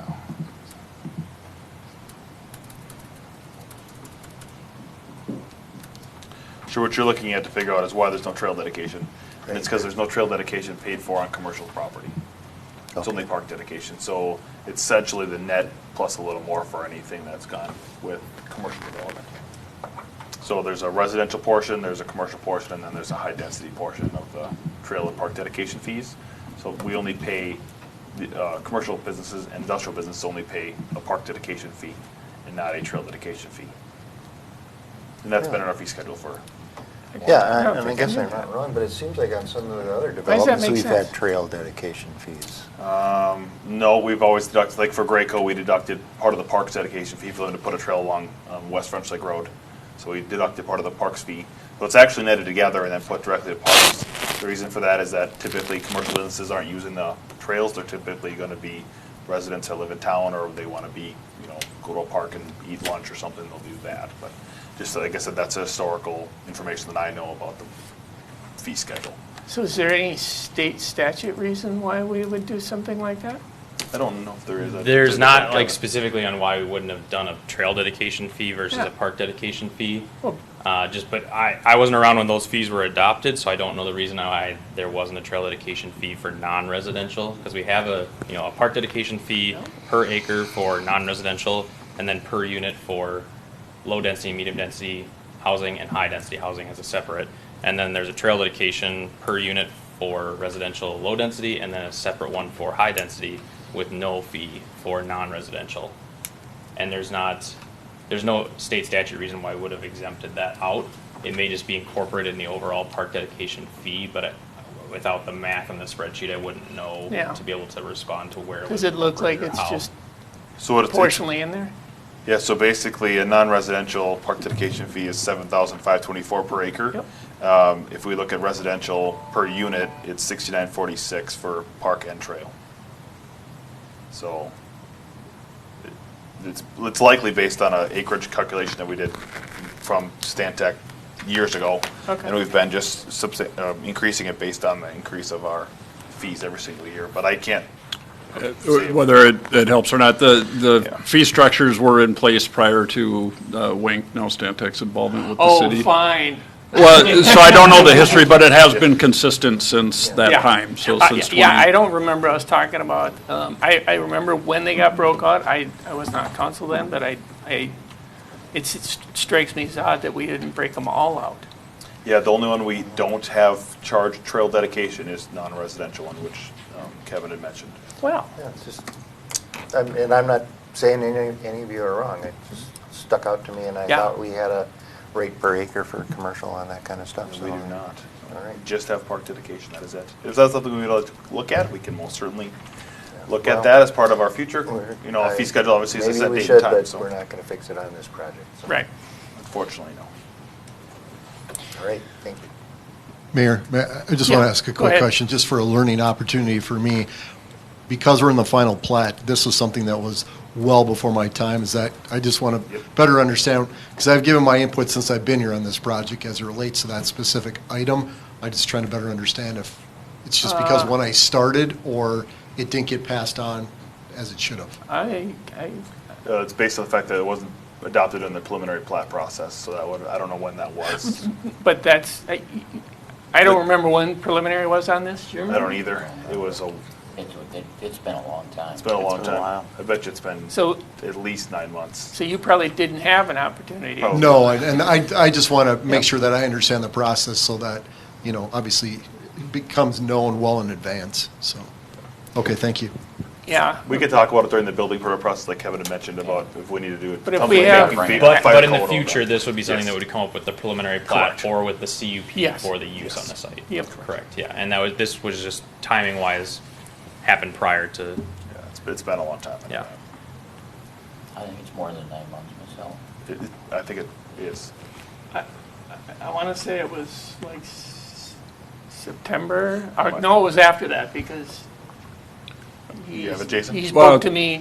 I don't know if this was the initial or a follow-up, but I do have a submittal from August 2nd of 2022 for a preliminary plat submittal. I don't know where that was in the That was sequence the of planning it, but commission. right? that was for review. That was So the submittal to second time city. through. Okay, that could be. Sure. Could be, yeah. That could be. And, yeah, because I know, I spoke to him at, he, at Heritage Day, I stopped and talked to him, and he, and then we got it, I think, I want to say we've got it like a month later, but, Sure. okay. All right, so, I think I need a motion and a second. For this resolution. 6/2023. Pending the quiet title action is finalized, so it's obviously not I'll make the motion that we approve it. As long as you guys take care of his concern. I need a second. I'll second. Dave, any more discussion on this thing? Okay, all those in favor say aye. Aye. All those opposed say no. No. Passes 3-2. Okay. 3-2.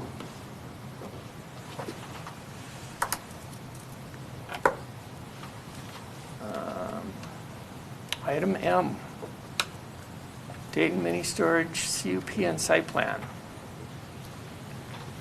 Thank you, Mr. Mayor, members of the council.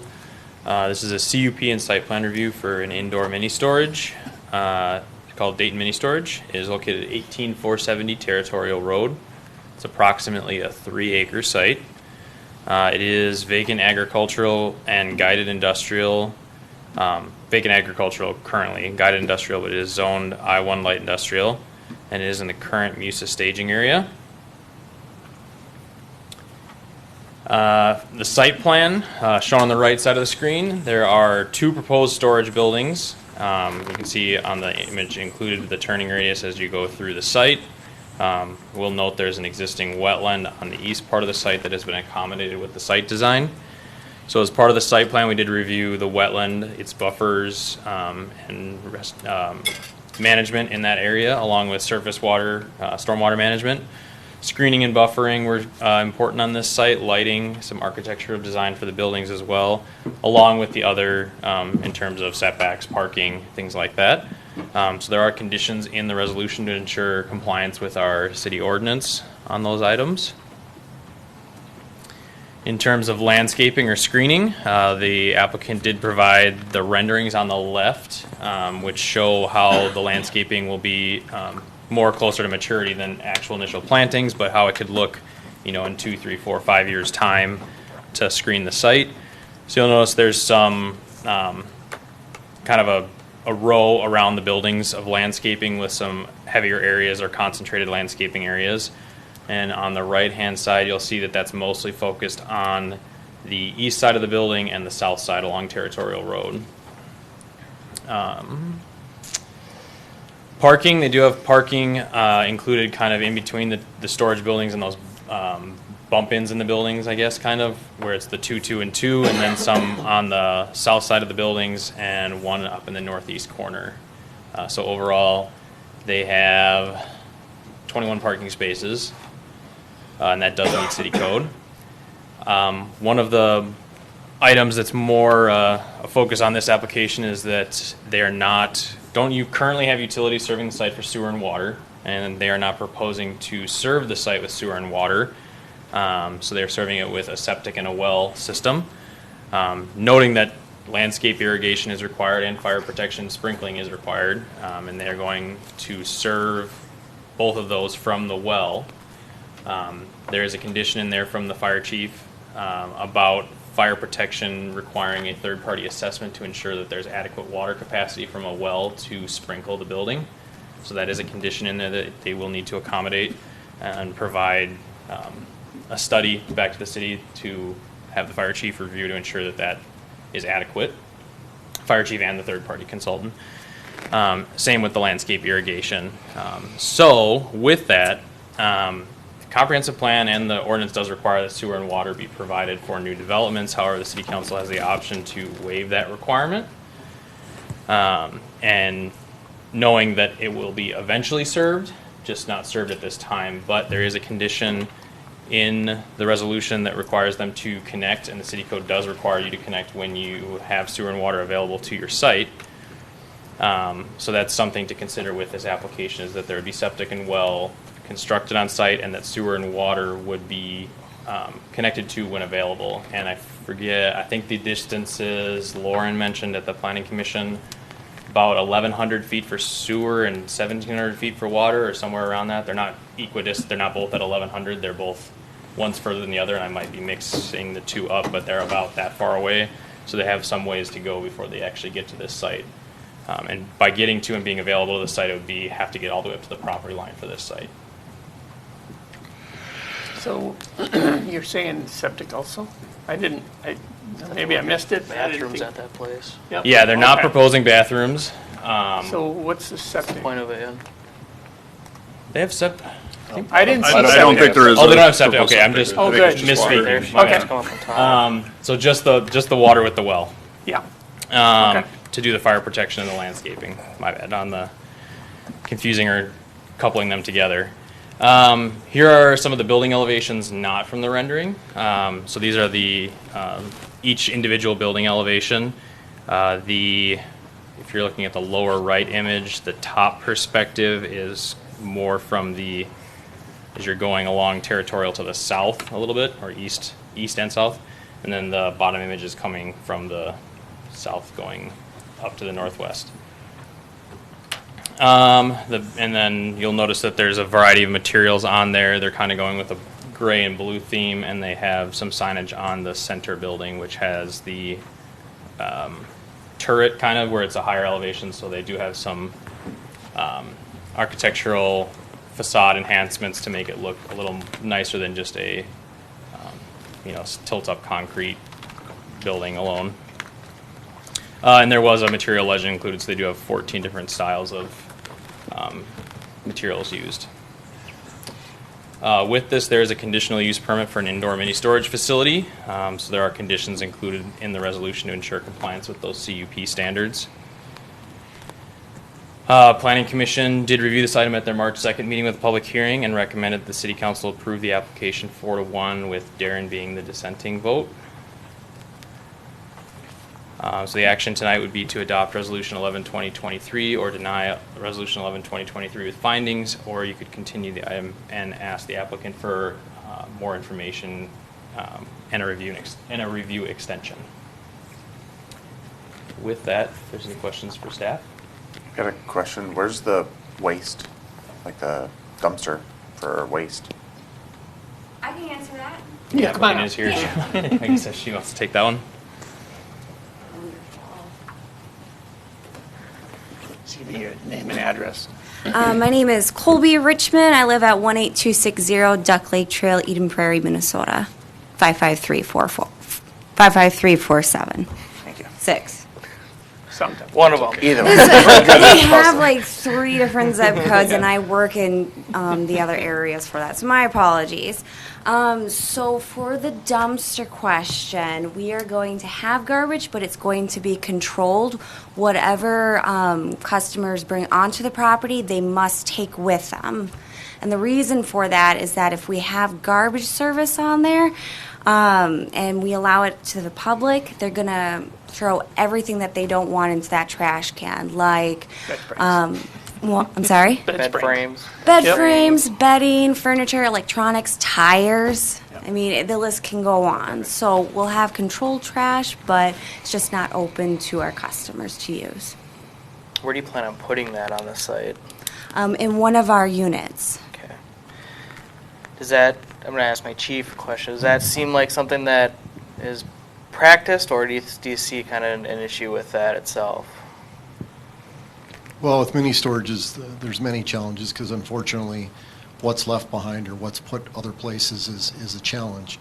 If they're using controlled for just for your guys' purpose, staff on site, basically, yeah, it's something that we'll have to monitor without a doubt. If people are leaving it behind or leaving it outside, that'll be something that we'll have to monitor without a doubt, but or at least have the property manager monitor that, because you just never know what's left behind. Often we find hazardous materials, as you said, tires, whatever, bed frames, mattresses, etc. And then, of course, that's when we end up potentially with other fires and whatnot, so on the exterior of the structures. Mm-hmm. Okay. Yeah. I'm just curious because, like, you probably don't know, but, like, what items do you believe your staff is going to throw in this dumpster? Because my worry is I've been on fires where it could have been a cell phone battery that started this thing. Well, my concern with that is if we're limited on sprinkling on the units themselves, is that we could have a potential bigger problem than at this point, where it won't be snuffed out. It'll actually grow into something else, and then you got a compromised site. Mm-hmm. So I thought they were providing sprinkling.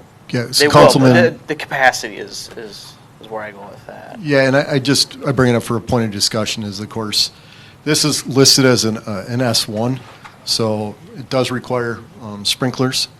We did come to the agreement, if you will, as you see the property sits now, is the biggest thing for me is access. Usually I like to see access 360 degrees around this type of facility. The building that is on the, I guess, the left of the screen. In lieu of getting the access around the structure, we came to an agreement that the whole structure would be, both buildings would be sprinkled. So therefore, it'll have to be reviewed to make sure that whatever design they come up with, it might be an on-site storage tank that's supplemented by the well in order to meet the demands of what the sprinkler design comes up with. But that's why a third party of my choosing will review that to make sure that it meets those particular requirements. But it will be sprinkled in its entirety. Okay.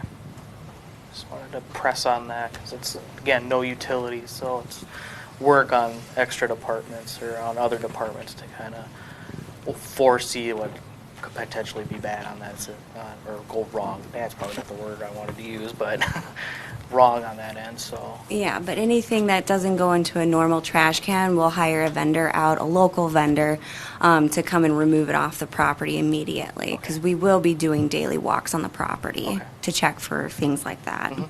Perfect. Any other questions? Garbage thing is a big deal. What? Garbage thing is a big deal.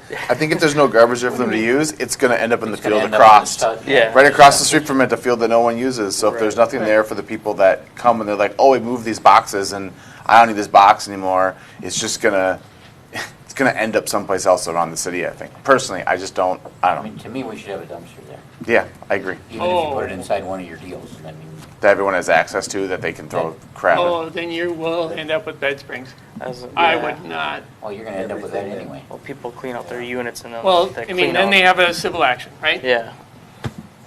But if you put a garbage, there's no way I would make a dumpster available to, what? There might as well be a 40-yard open top and Yep. call it a Yeah, day. exactly that point. Because I've seen at other facilities, like they have locking tops for like they can't put their dumpsters inside. But so definitely not use that the public can use, but staff definitely has the option to put a key in, unlock it, and throw it away. Yeah. And this entrance is not gated, so that they can punch a code to get in, right?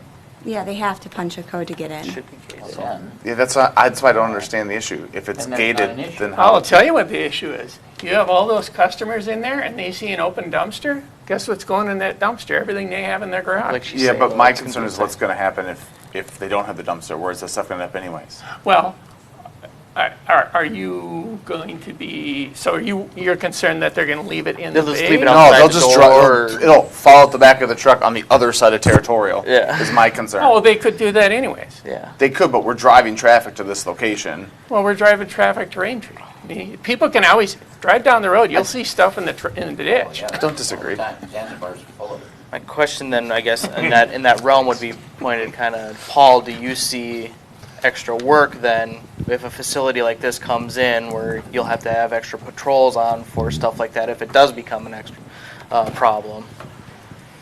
I don't believe we'll have any extra dumping that we don't already get throughout the city. Okay. This is where people are going to store their stuff, not get rid of it. And if they leave it there, then they have to deal with it. So Yeah. we get it at cleanup days. If cleanup days closes, they'll go dump it somewhere on the road. So I don't see any extra work as far as littering is concerned. No, I just wanted to, I definitely see the benefits. Not trying to downplay this at all. I just want to make sure that we can do what if you're going to be a business in Dayton, I want to make sure that you have protected just like the residents as far as viability. So I'm sorry, say that So again? I just wanted to make sure that you were protected like we feel like we are from our services as viability. So And if you guys are good with it, that's fine. I just have one question for Mayor and Council. It says, site plan conditions, if parking becomes an issue on the site, property owner shall work with the city to identify additional designated parking stalls. The one thing that I don't want to happen is, I've made the request that we don't have one yet, but at some point, when we do get a ladder truck, it is designed for us to get in and go around. But I want to make sure that from a parking that there's definitely no parking signs listed anywhere outside of where your designated parking is, but then I'm not sure what the city would do to offset that, or where else you'd put them, is my concern is access. So are you saying your trucks are 20 feet long, right? Well, it depends. I mean, we can have a truck or a ladder device that can be 42 feet long and so forth. It's just, yep, and you guys have it in here. I see it set up as 29 or 30, but my thing is making sure that we don't have cars lined up in front of your building outside of the designated parking spot. So when I do come in there, if there's some access, that's going to be an access issue. But it talks about that you're going to work with the city to come up with additional designated parking stalls. And based on this plan, I don't know where that would be unless it's going to be off the property out on the road. So at storage facilities, it's not going to have every person at that unit on the property at the same time. There's going to be an occasional 1 or 2 people on the property at a time, so those lanes are not going to be filled with vehicles. No, I respect what you're saying, but I've also been by enough storage facilities to know that if all the parking spots that you've taken 21, and how many units do you have here total? That's a good question for my architect. Brennan, are you on? Is anyone on? Your point is more than 21. There'll be more than 21 units there. Yeah, there's going to be more than Fair 21 units. And that's just my concern of, we put that in here, but I'm not sure what that looks like. I just bring it up This as is a question. granted. So the units, a lot of them are self-serve, so they're not. It's the second floor units that will have the designated parking stalls. So there's. I have the official unit count in front of me, but there's probably 70 units on the first floor and another on the second floor. So one question, do the units on the first floor have access right out to the pavement at street level, so to speak? Some of them do, yeah. Some of them are direct overhead doors to the street level. So my issue is this, is they're going to park right in front of that and unload and inhibit the ability for apparatus to get in and get to where I need to go. So that's why I need to be listed as no parking, and they need to utilize the stalls that have been designated, which are 21, which is fine, but I just see some problems from an access perspective. Yeah, your point is they're going to stop right at their door and unload them. Yeah. You're 100% right. They're going to do that. Yeah, and the overhead doors that are individually accessed, it's a wider drive lane. So as you pull into that storage unit, they do parallel park in front of their door to unload, but you still have room for the fire truck movement to go through. Do we know the widths of your Driving lanes. the area? I apologize. They're about 35 feet. 35? Okay. Correct. Okay. Yeah, I mean, we can make it happen, but it's just going to be an obstacle if they're parked no different on a residential street where they're parked in front of each other and trying to get through. I just bring it up as a matter of interest because it says the city's going to work with you to figure out what additional spaces there are, but I don't see any additional spaces, is really my point at the end. Correct. I would agree with that, but we feel like the 21 are more than adequate to serve the amount of customers at one time. Okay, thank you. I think to clarify, so what you're looking for, Chief Hendrickson, is to be able to remove that condition part of that site plan to say that we're not going to allow additional parking spaces, is what you're looking to do? Yeah, I just don't know where we would put them. That's one of the conditions, part of the CUP and the site right. plan. I just don't know where we would allow for additional parking. Based on what you have and the way that the site is laid out, there isn't a lot of extra room for them. And access is of great concern for me, regardless if it's a storage facility or an apartment complex. I really like to have that 360 access, but I'm willing to give it up because I get more coverage from sprinkler coverage as a whole, fundamentally. But still, just access could be a problem, potentially. The plans have 35 feet too. So where are we at? So we're asked in the narrative here to talk about the policy question related to allowing a business to not hook up to sewer and water. Yep. A new business. And from my perspective, this one is quite a ways off the, sort of off the grid. And it looks to me, in looking at the plans I have, is it's not going to be on the grid anytime soon unless something big happens on territorial. And correct me if I'm wrong here, Jason, but the water is the more relevant one here, but water and sewer are both pretty far away today, and it doesn't look like they get any closer naturally unless there's some significant development on territorial. Yeah, So unless the city initiated a project, which they could do through special assessments for funding, but it would most likely be triggered by a larger development somewhere to the west of here. Yeah. And how far west until they get water on the other side? hit a line. Well, yeah. to get it to this part, so I mean, there's an 11-acre parcel up and against Brockton that's vacant, that Yep. is And that expected would to do be it. developed at some point. That might be a good trigger, otherwise the redevelopment of the Simcoe, I think is the name of it, up on 81, or maybe if Alice Foundation were to redevelop, or So I guess I'm landscape feeling like company. we are, inconsistent with that policy of not allowing this to happen with, without forcing them to connect, but I feel like there's sort of a hardship here, that it's a smaller development that has to go more than a quarter of a mile to get connected to And water. septic would have alarmed me, but water doesn't sorry. alarm me. Right. Yeah, that's fine. Yeah, so But it's a- and it's as a long as they different can question in that provide storage for the concern. Now that. I mean, we do that at Public Works, It's right? sort of not my problem. I know more about fire sprinkler systems than I ever wanted to learn in my lifetime.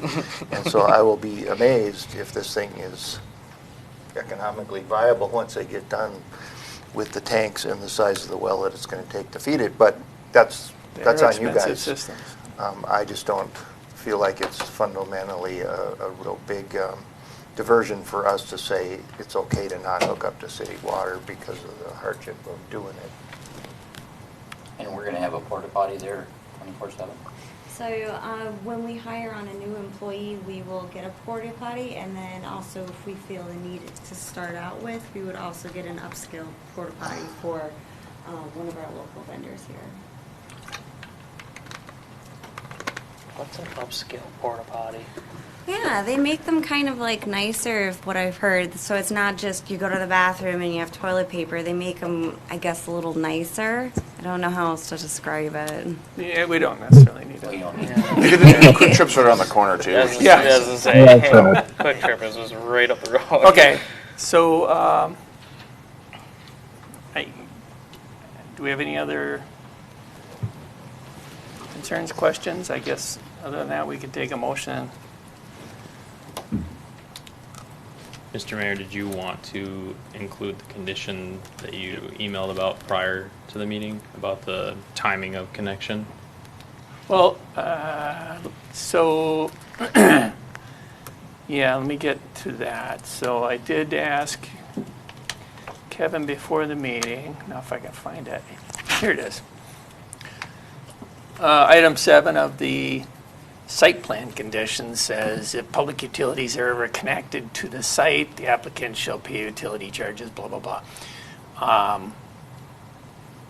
So this is not this is, what did you suggest that we just slightly Modify reword it to this? say, when public utilities are connected to the site, the applicant shall be required to connect within 1 year. Right, so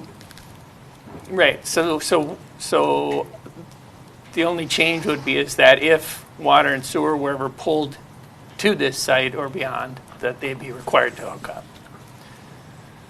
And they'd have a 1 year time frame to do so. And they'd have a for 1 year that being time frame to available. do so. And my guess is they're probably gonna want to, but I don't know. So that would be the change to item 7. And I don't know what, well, I guess we just talked about that. I'm not sure what would be the pull because it's already gotten far enough for the auction place.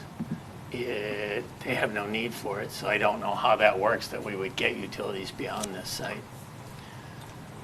Again, it would be a trigger, either a city initiative to do a project and assess benefiting properties, or a big enough development such as that 11-acre parcel that might generate enough revenue To just do it. fund a project such as that. Probably it would still be a combo of special assessments, because it'll be expensive to extend utilities through here for sure.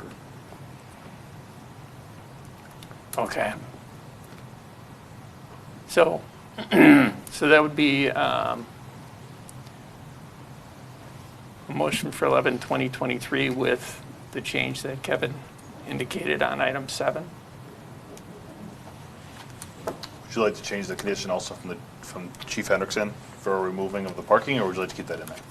That they can work with the city to add additional parking. I just want to make sure that all conditions have been vetted. I'd remove it. I don't think there's space for parking. Yeah, I just don't know where you would put it unless you shrunk a building down. Yeah, I don't know how you do that. And personally, at 20, I think the bigger concern might be where they're parking, not necessarily the count. How much is there? Sure. And as long as it's posted, so they don't. I don't know what the penalty is if they're poking around a spot. I don't know. Strike it.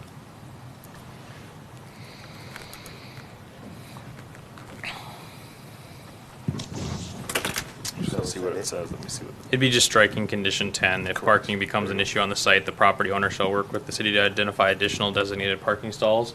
So it's still an if statement, so if you strike it, staff doesn't have an issue with it. I mean, they have enough parking now.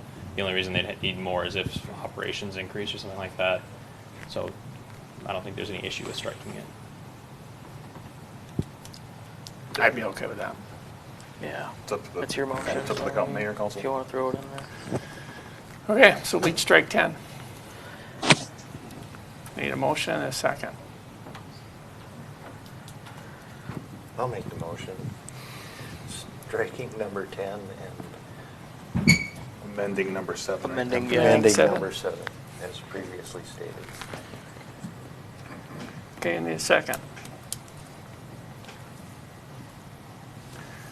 I will second it. Any more discussion? All those in favor say aye. Aye. Aye. All those opposed say no. Motion carries 5-0. Thank you. Thank you. Thank you.